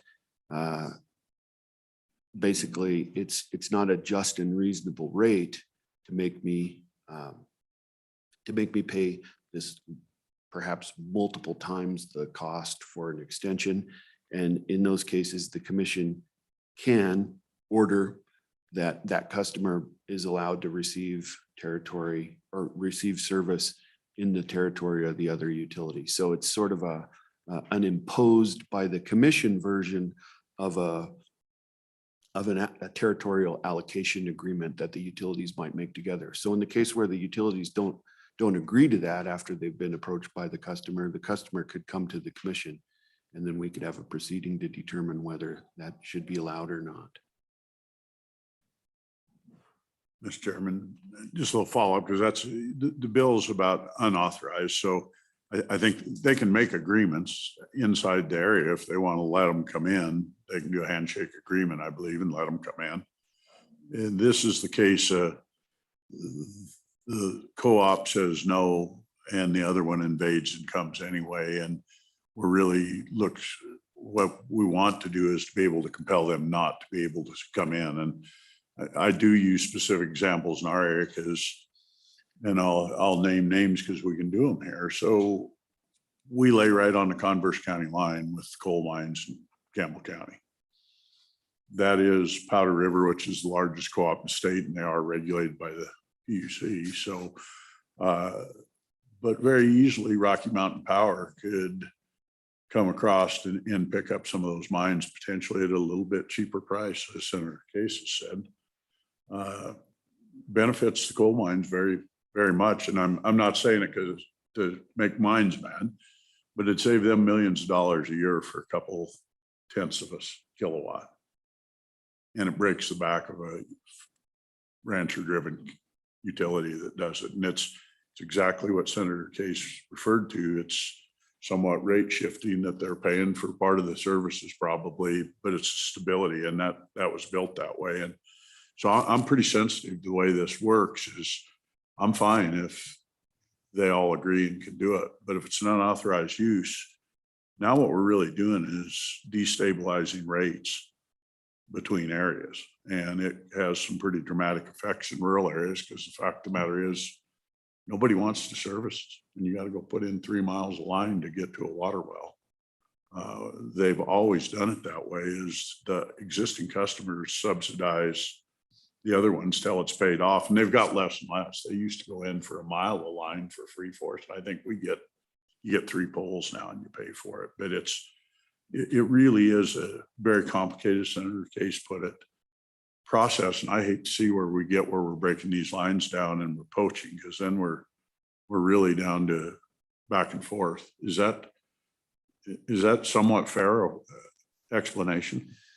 That Chairman, that is a somewhat fair explanation. I was also though referring to the situation where the customer comes to the commission without an agreement between the utilities and says, I would like to be served by the other utility that's more advantageous for me. It's so much more advantageous for me that it makes the incumbent utilities rates, and in the case of the co-ops, they determine what fair and reasonable rates are, not us. But those rates are so much different than what we might otherwise get that you commission should order that we are allowed to do this. So that would be a case where there was no agreement between the utilities about it, but the commission could direct it to happen. I hope that responds. So, Any further questions? so Senator Scott, Mr. Chairman, just kind of put this in context, we've got a bill to lower the royalty rates that we would achieve from oil and gas producers. And yet one of the most essential probably more importance to the oil producers would be the electricity rate. And yet we build in a system where they can't shop around. They can't find competitive supplies. And we, in essence, maintain subsidies where people are served below costs in co-op areas on the backs of large industrial. And yet at the same time, we're good. And so when oil's not produced, the state takes a hit, very big hit.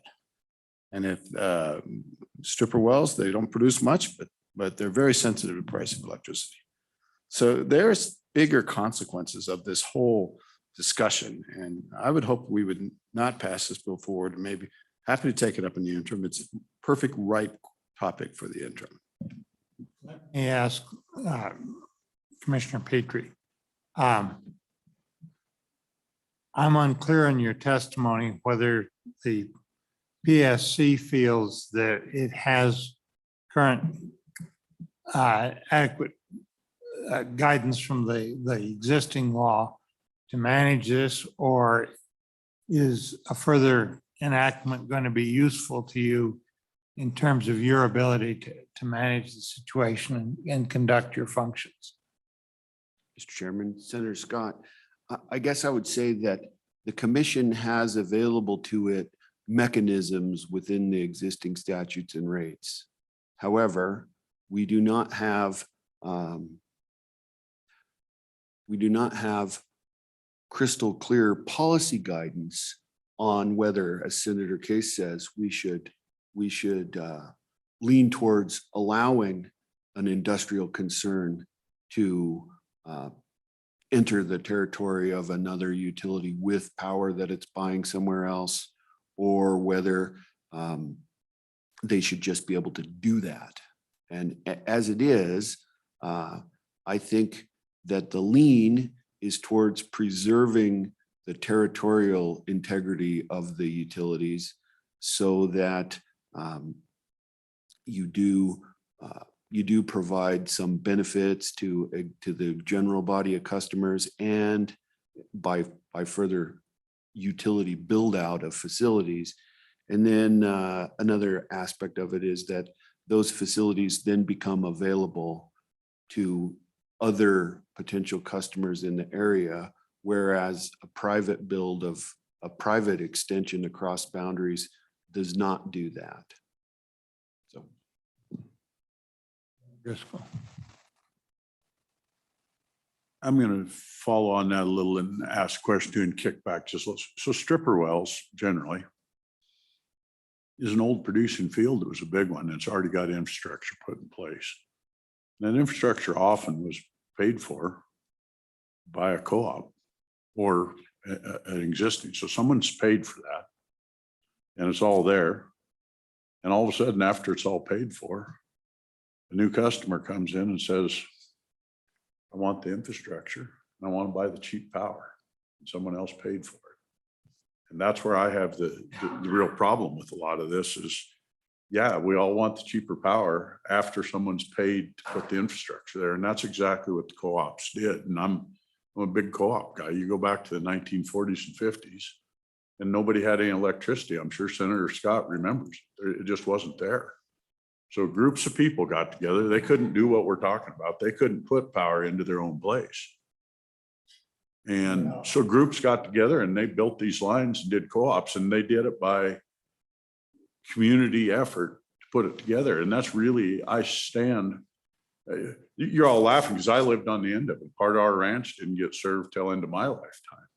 We were devoid of power on the top end of our place because it took them time to get the territories built out. And they're, in truth, they've just kind of got them built out in Northeast Wyoming. The truth is, it's just happened in the last 20 years for part of it. And now you step in and say, okay, you guys built all this infrastructure. Now I think I can buy power cheaper from one of our big national companies, and they're more than willing. Their rates are a little different. They're based over multi-states, multi-areas, and they can provide the power cheaper. And I can assure you that a lot of the big industrial users, if they can save 10 cents on their bill, they're going to move between providers. I look into my community, I look at Nyman's sawmill, I know their power bills are hundreds of thousands of dollars a month. If they can shave 0.2% off by moving to another company, other than they grew up there, that's probably what they do. And if someone else hasn't. So for me, I am a little bit of the old fashioned deal. We did it with phones as well. As the early days when the phones were done, the people in town subsidized our rates by about a nickel or a dime a month. And when they deregulated them, what we saw was a lot of phones disappeared because they went to $100 a month in the country and they quit. And so I think it truly is a balancing act, and you've got to recognize the efforts of what actually put them there, and to discount the efforts and the work to zero doesn't make sense either. So I will say, since it came up, our place, a majority of it does not have electric service still. We put it, when we had to pump a well, we use solar because that's what there is. It's cheaper than a windmill. And the house I live in was built well without power. Finally came in the 30s, and that changed some things. But that's just the history of what goes on, and the facts of currently it can be expensive to get power, quite expensive, and that's a problem in the rural areas.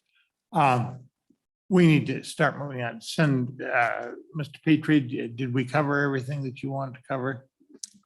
Senator Scott, Chairman, I think so. I would respond just briefly to the chairman.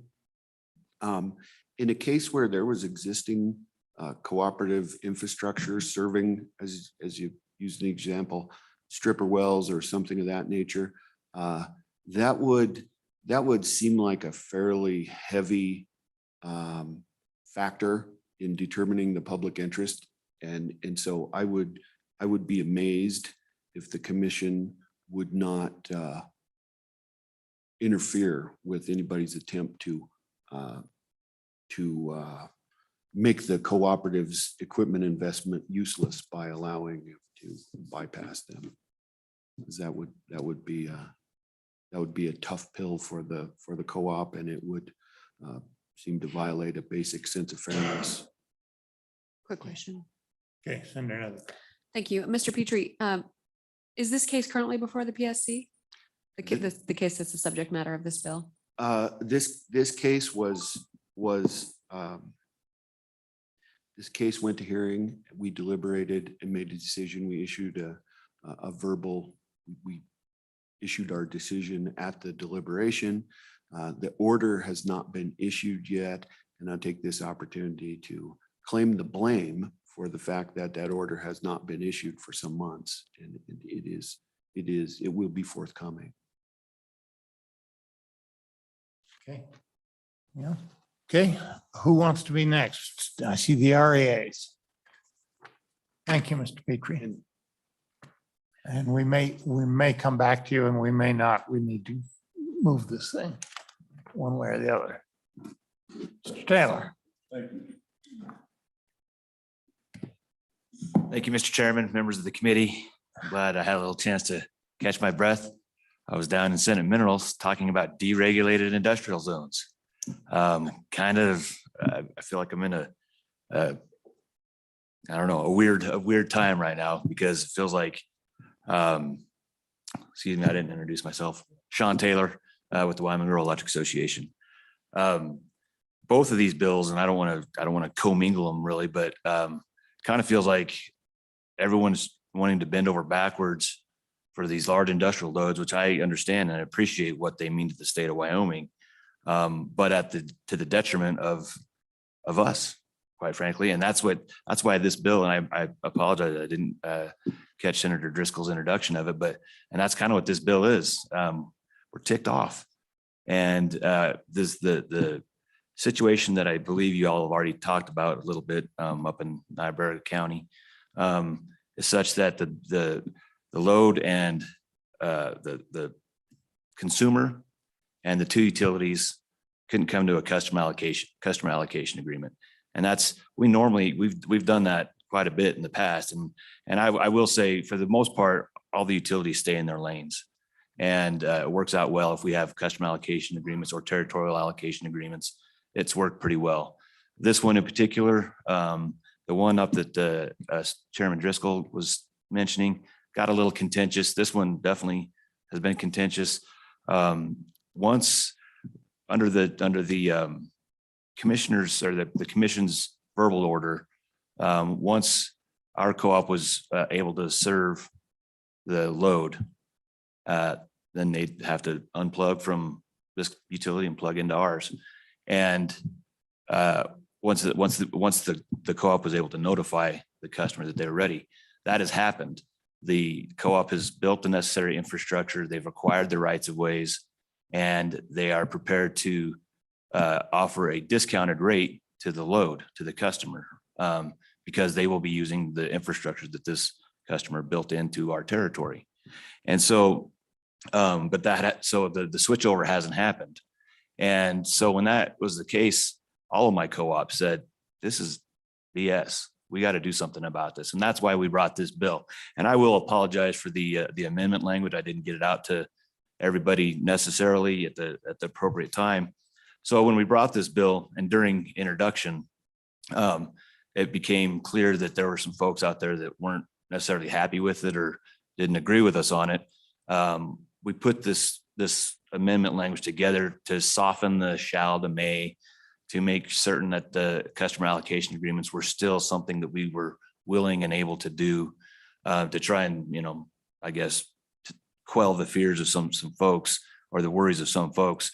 And so it might not be ready for prime time, but really what we're getting at, and I appreciate Senator Driscoll, bringing this bill for us, because really what we're looking at is, if this goes to an interim, that's fine, because then we might have a little bit more time to truly vet whether it's legislation or whether it's procedures at the commission or how we operate and how we can try and come to agreements with other utilities. So these big loads are served, but not to the detriment of our membership. I mean, a big oil pumping load means the world to a co-op like Niobrara.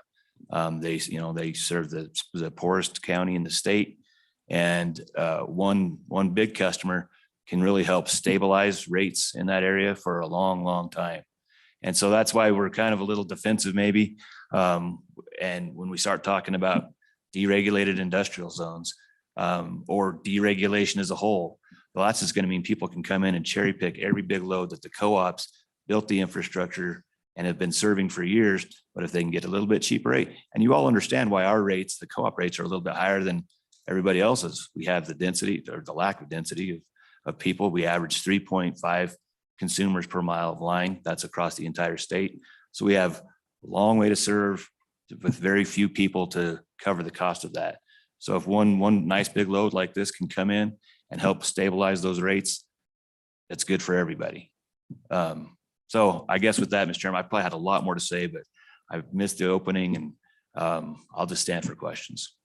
Okay, questions? Seeing none. Thank you very much. Is there anybody else here that wishes to testify?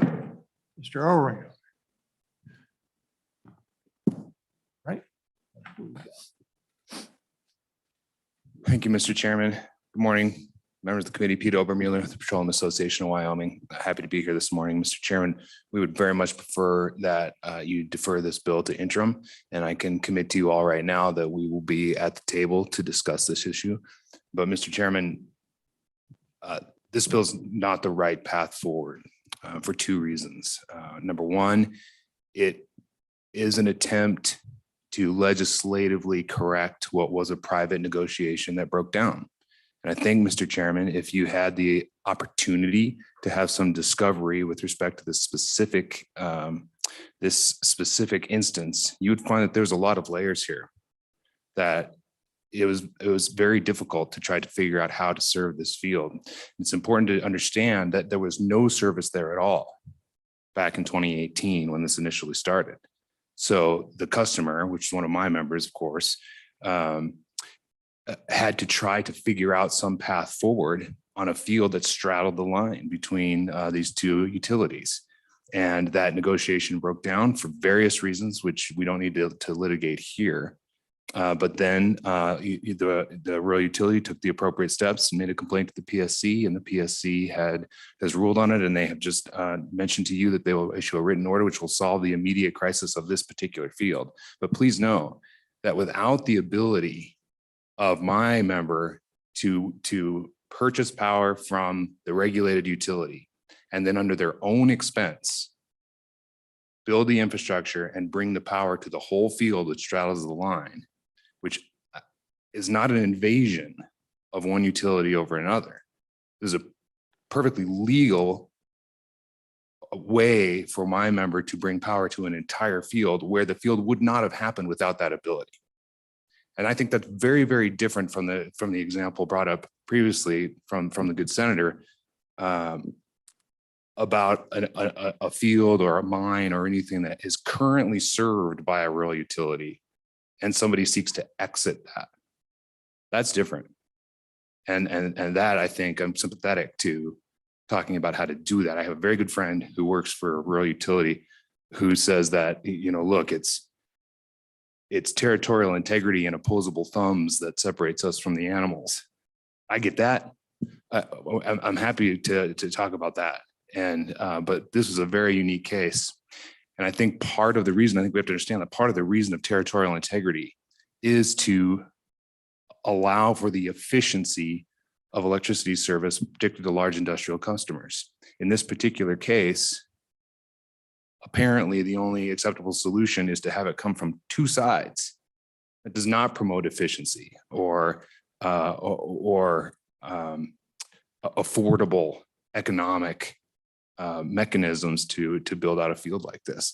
So all that to say, Mr. Chairman, the immediate issue is, I think, solved by the PSC order. I haven't seen the order. I don't know what it'll look like, but I think we'll solve that immediate crisis.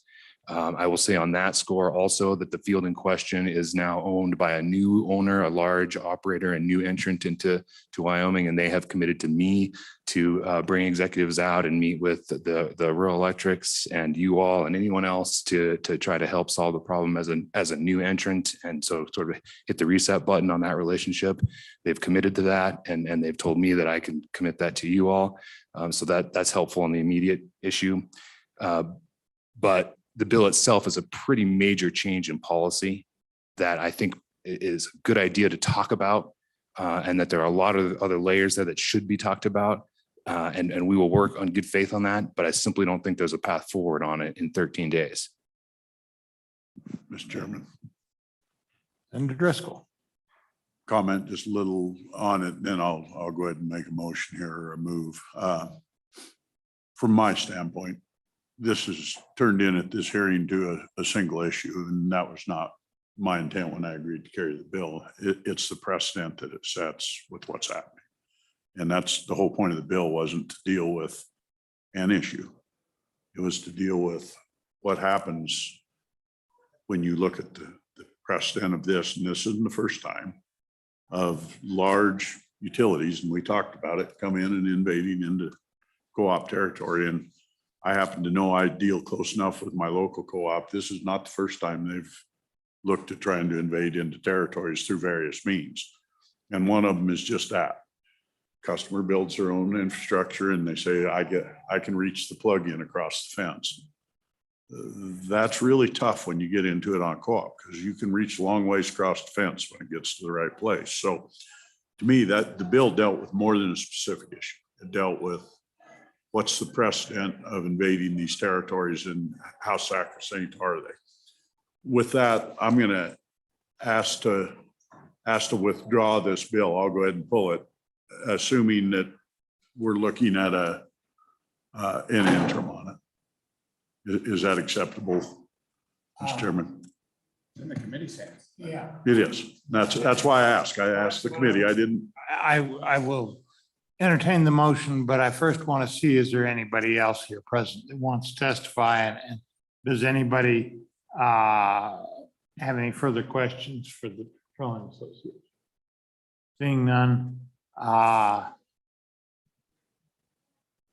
Mr. Winnie, briefly. Yes, sir, Mr. Chairman. Bill Winnie, Sublette County. I'm a member of the Lower Valley Energy Cooperative. And its boundary is the Columbia River watershed to the Colorado watershed right there in the western part of Wyoming.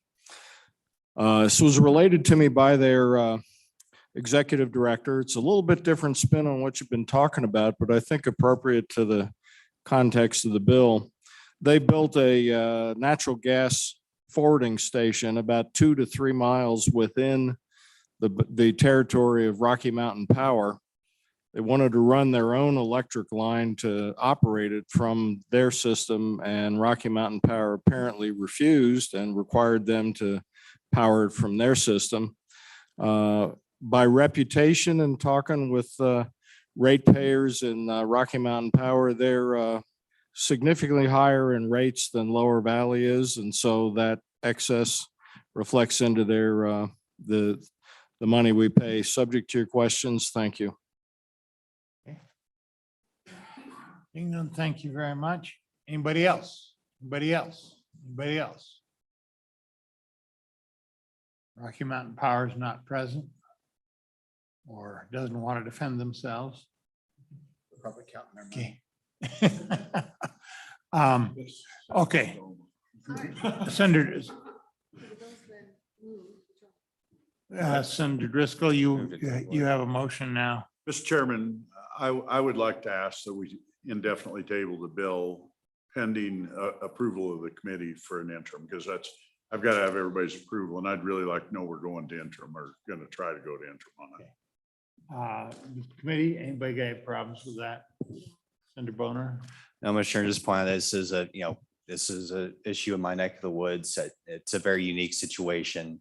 And I understand we have to be careful about the precedent. I get that, but it is truly a unique situation. Even the new operator might make a difference here. So we can take up an interim, but I think we need to be careful about making laws based off of these very unique and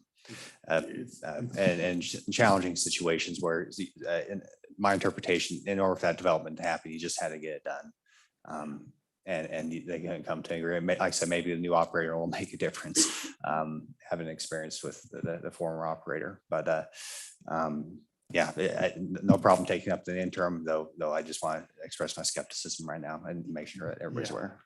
Some of the worst legislation I've seen in this place has been an attorney trying a case that they lost in court and bring it to the legislature instead.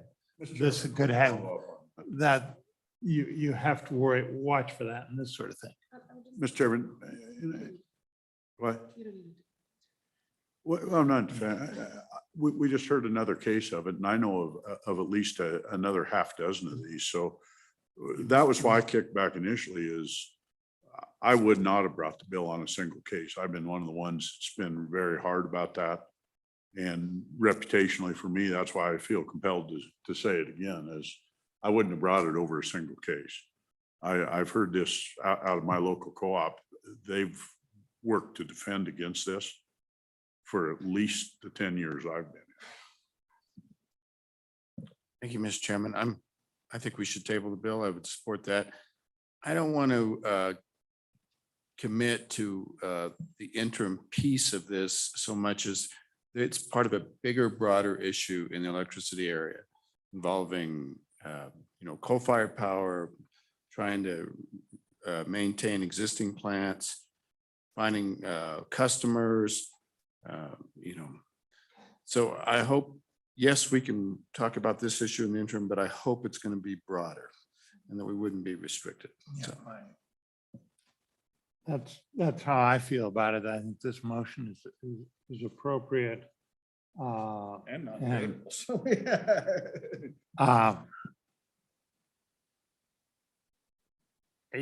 I think the key is the Public Service Commission can handle things that come up with existing laws, so we don't have a crisis. But at the same time, I think we need to look at the underlying policies, make sure they're not holding back our development, and make sure that they are fair. There's several issues to balance. I don't have any confidence we can do that in the remaining 13 days of the session. So if there's Do you want to vote on the motion? Yes. Okay. Motion is, okay, motion to table. All those in favor, say aye. Aye. Opposed? That carried. Okay, we have one bill left remaining, I believe. Senator Nethercott, it's yours. Go ahead.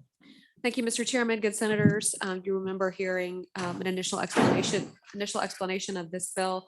Property tax exemption organizations funded by the WCDA. I would ask, for purposes of time, knowing that the committee's already done over 2 hours of work right now, and this is our last bill, if Ms. Burkle could please come forward quickly just to kind of help us expedite the testimony on this bill and probably get us to where we need to go. Again, the purpose of this bill is to extend property tax exemptions to those private nonprofit community housing development organizations that would typically be exempt under the WCDA to also receive those same exemptions. With that, Mr. Chairman, I think it's appropriate to hear from Ms. Burkle to explain the need for the bill and how her programs and programs like hers work in the state of Wyoming. Welcome.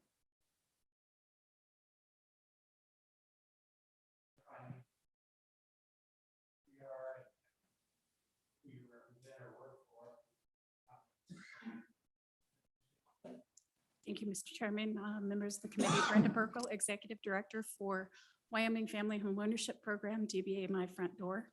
We are a nonprofit that concentrates on affordable housing. We're a nonprofit developer, HUD certified secondary lender, and a CHOTO. This bill would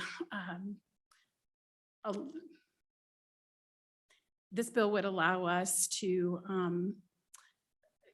as serving as a development organization for WCDA or pass through under HUD requirements.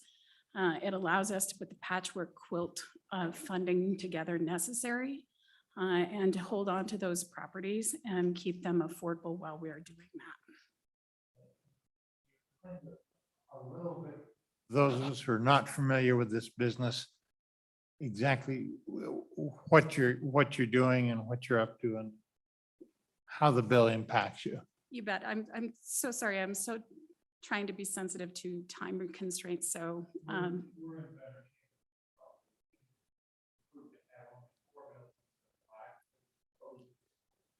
thank you, Senator.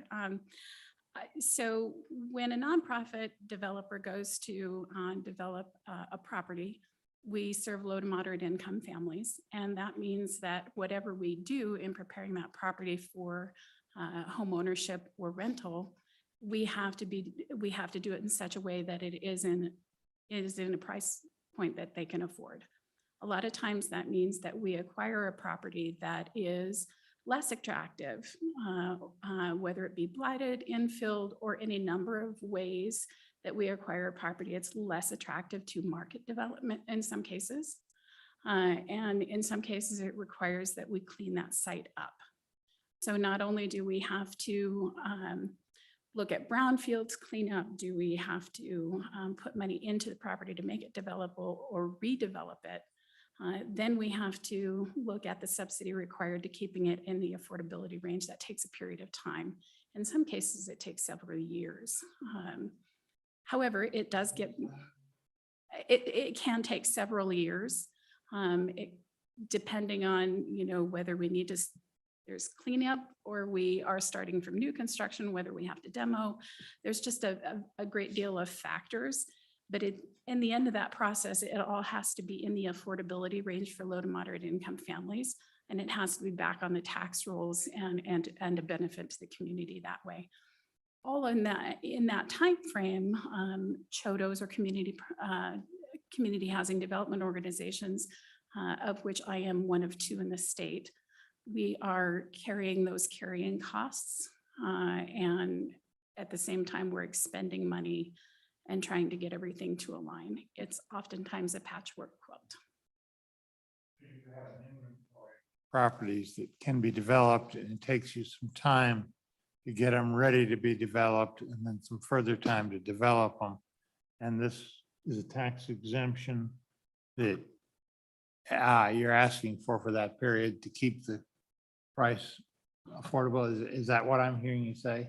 Correct. And a point of clarification for the bill, we can be working on putting that patchwork quilt together.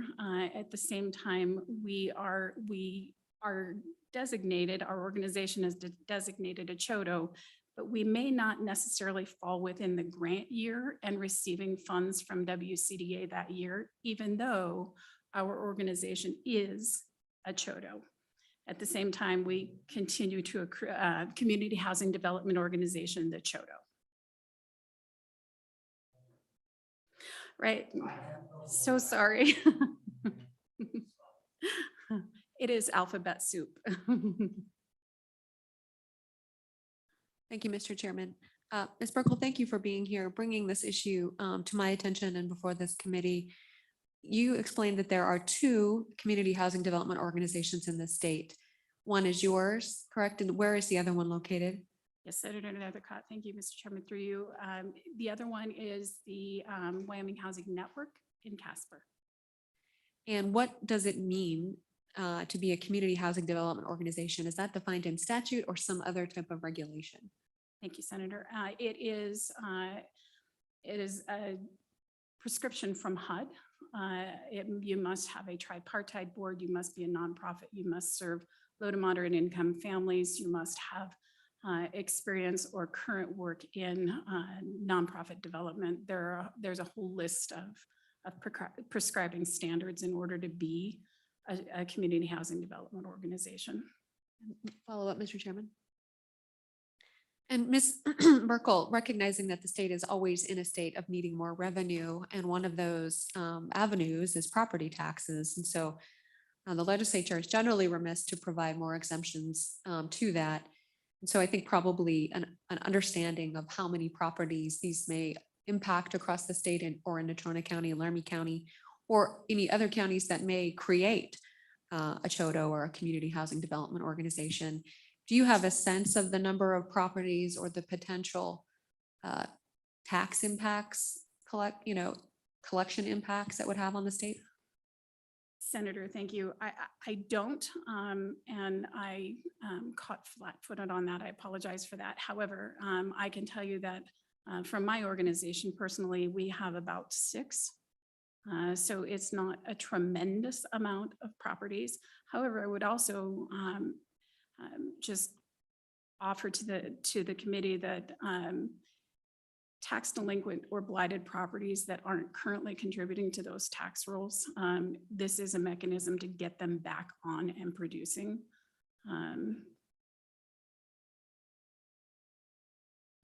Right, thank you, Ms. Burkle. And then do you believe there's any amendments necessary to this bill? Does it say what it needs to say? And if it does not, could you provide us or tell us what potential proposed amendments you would see or suggest? Thank you, Senator. I would just, from an application point of view, I would suggest removing the and receiving funding from WCDA only because the way that the grant years fall as passed through HUD's funds from HUD in the home for WCDA. Within that tax year, we may or may not be receiving funding that particular year, depending on how we can align that quilt. We are, however, always a CHOTO. Okay. Clarification, Mr. Chairman. So do you have the bill in front of you, Ms. Burkle? Madam, we can get you one. Thank you. Yeah. Okay.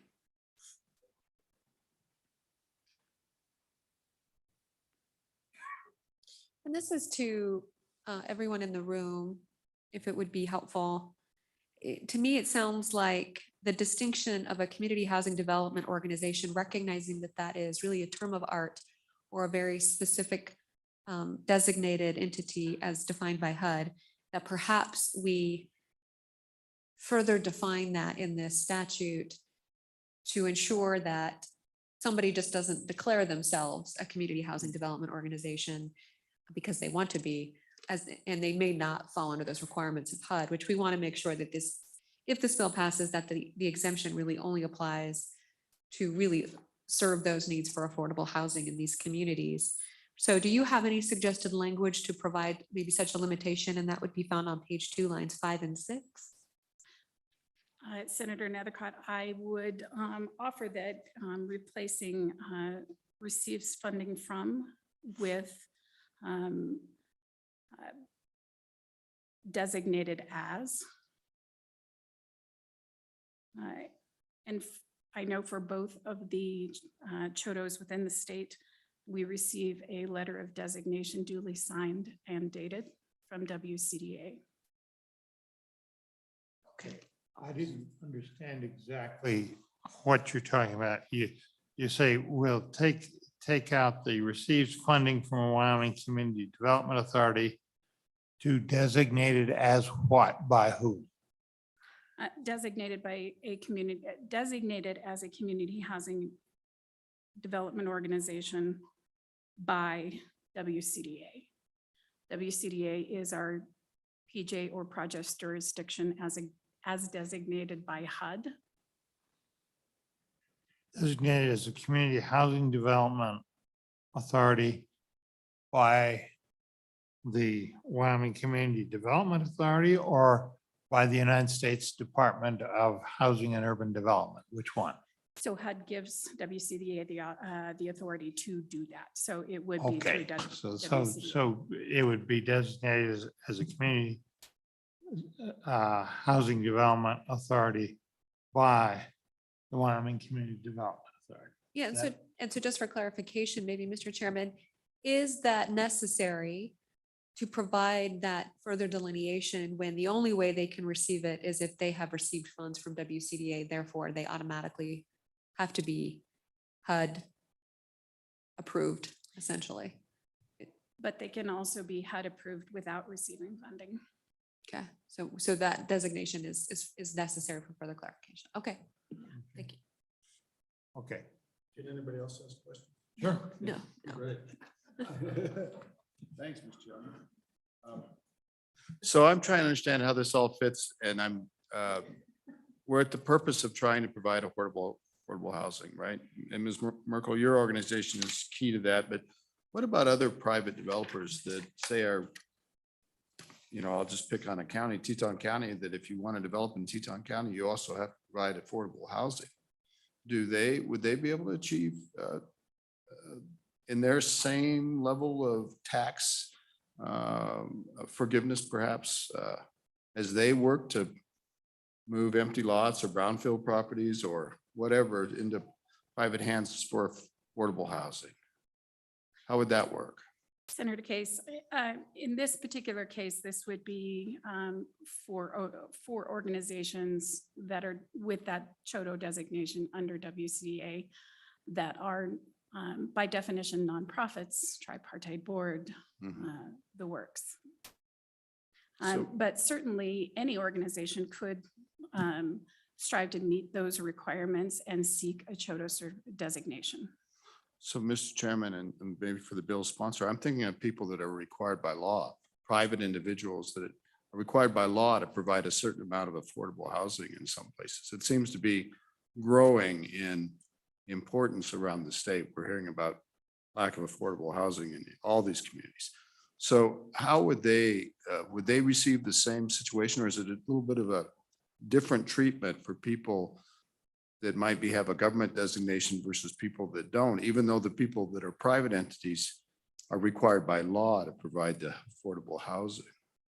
Senator Case, I think inclusionary zoning is becoming certainly more and more a topic of conversation and a tool for individual communities. However, for-profit developers under an inclusionary zoning requirement required to complete a certain number of LMI units is maybe a different focus than organizations that their sole focus is LMI or low to moderate income housing in totality.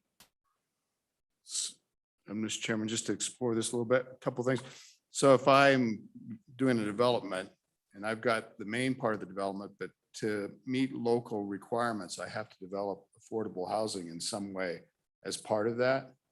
So I mean, that affordable housing is not much different than what you do in my mind. I'm trying to understand that. Why would you get a tax break and the developer doesn't get a tax break? You know, I realize on their for-profit piece, they've got to do it.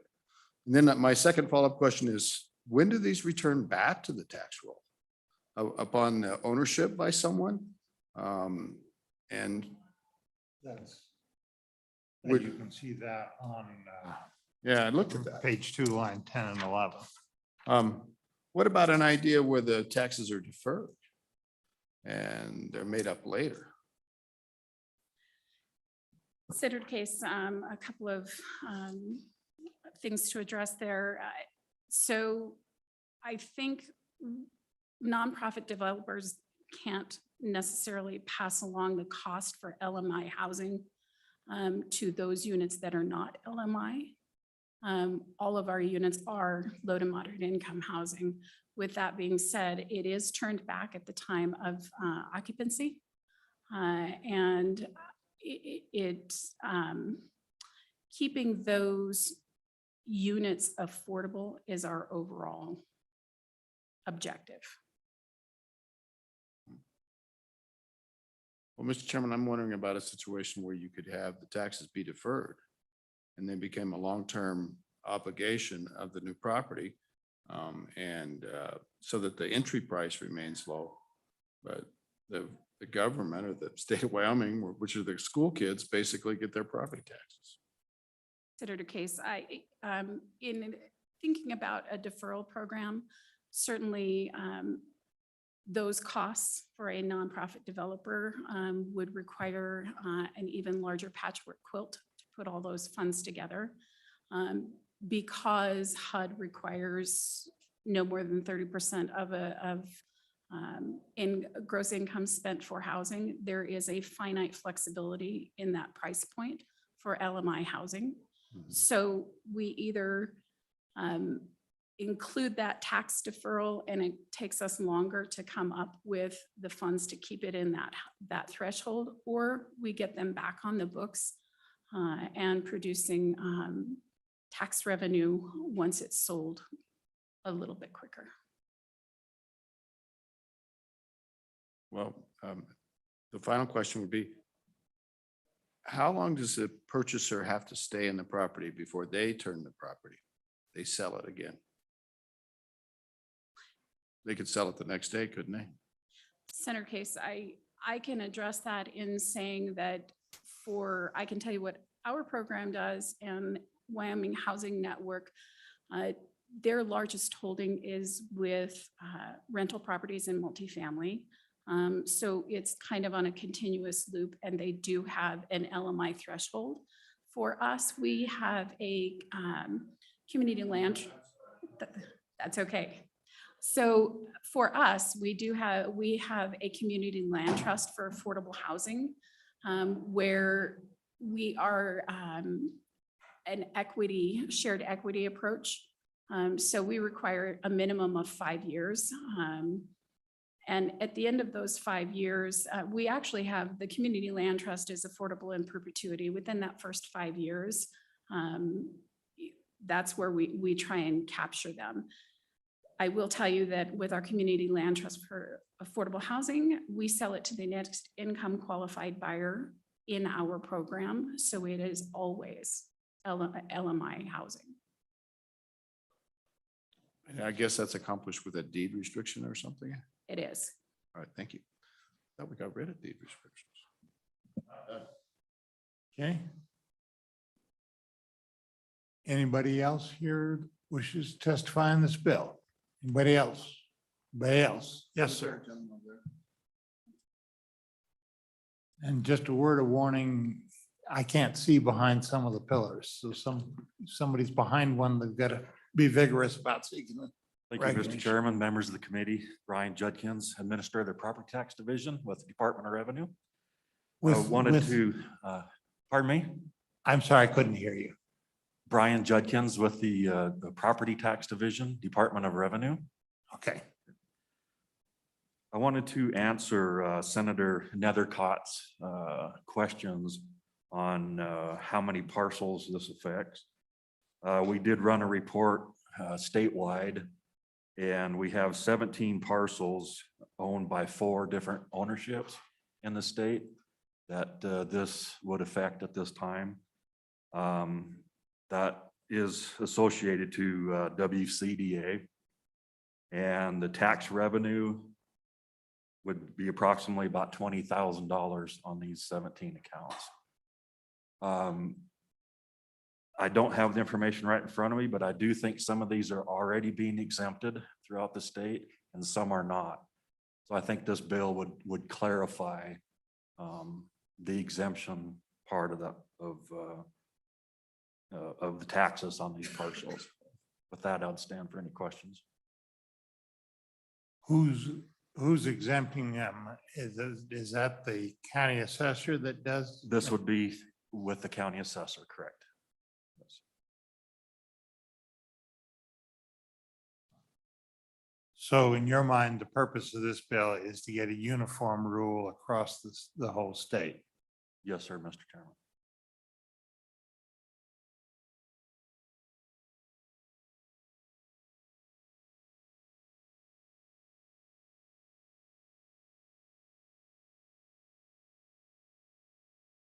Okay. Questions? Okay. Thank you very much for enlightening. Anybody else? Anybody else? Yes, sir.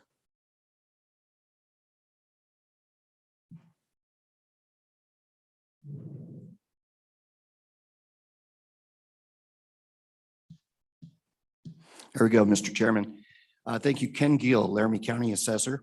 Nice to be in front of corporations. We're usually pestering the good chairman of revenue. So it's nice to be in front of corporations today. Right. Right. I do have one of these properties here in Laramie County. I am taxing it. They did apply for an exemption and I denied that exemption on this property. Really, as an assessor, I think it's up to the legislature to set the tax policy. If you wish to exempt these types of properties and these type of organizations, I think that really is your job to do. My job is to administer that. And I really like the clarification of that Senator Nethercott brought in for that proposed possible amendment. It does clarify who these groups are and the certification that they have to receive from the WCDA. So that really does help my administration of it. I don't really know the ins and outs of these groups, whether these properties are going to be multi-unit type properties or just single family row homes. I'm really not sure how that will work because the property here in Laramie County right now is vacant.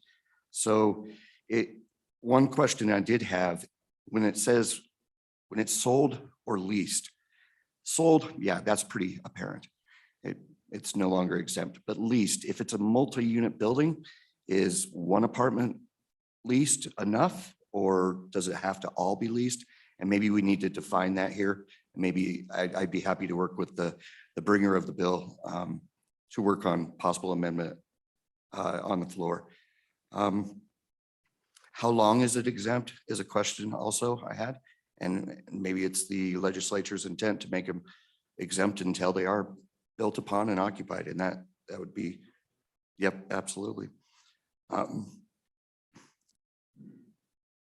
I think that's really all the questions I had or concerns I had on administration, but I think Ms. Merkel helped clear that up on the designation of who these groups are. So I would stand for any questions. Okay.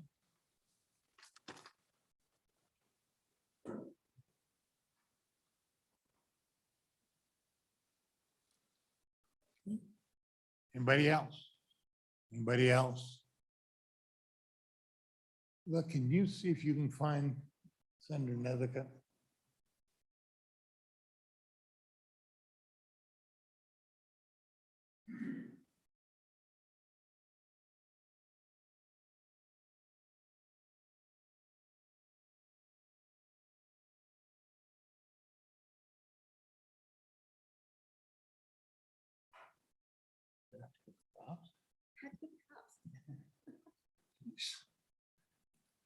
It is the cops.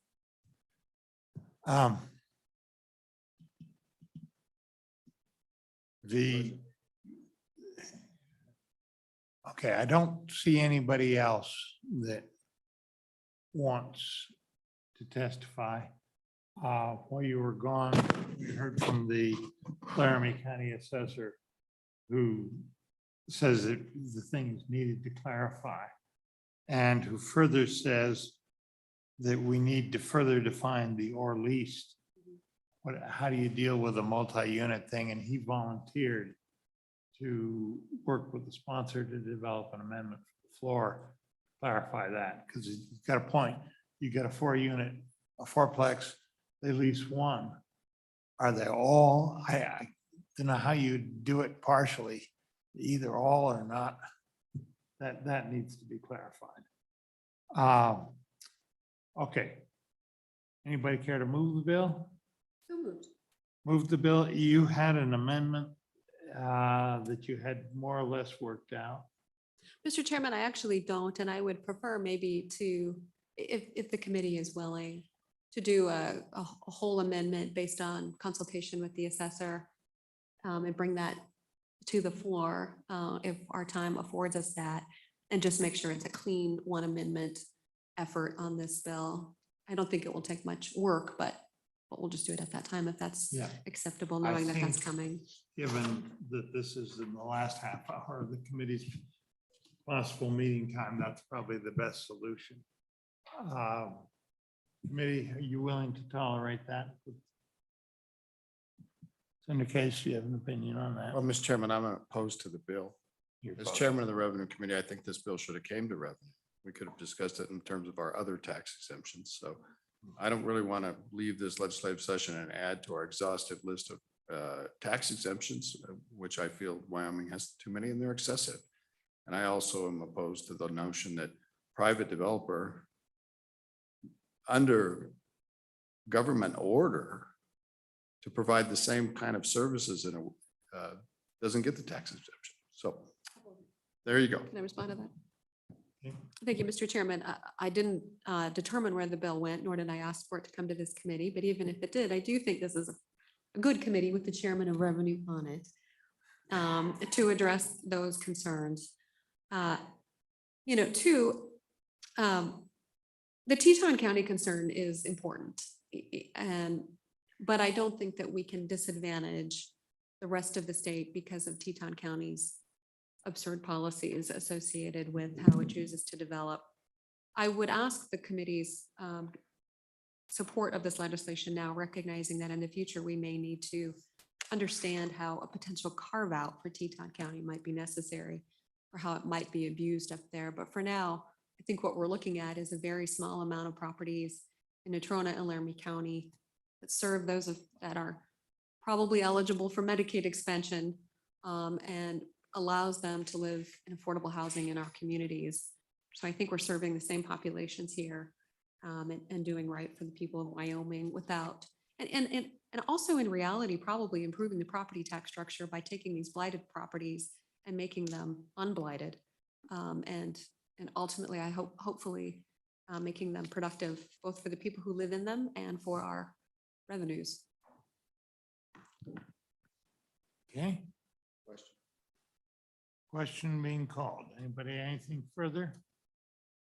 Question is on due pass, not amended, of Senate File 113.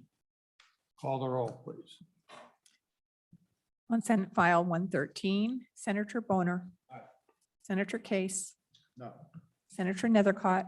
Aye. Senator Driscoll, excused. Okay. And Chairman Scott. Aye. That'd be 3 ayes, 1 no, 1 excused. Do pass on Senate File 113. Okay. Senator Nethercott,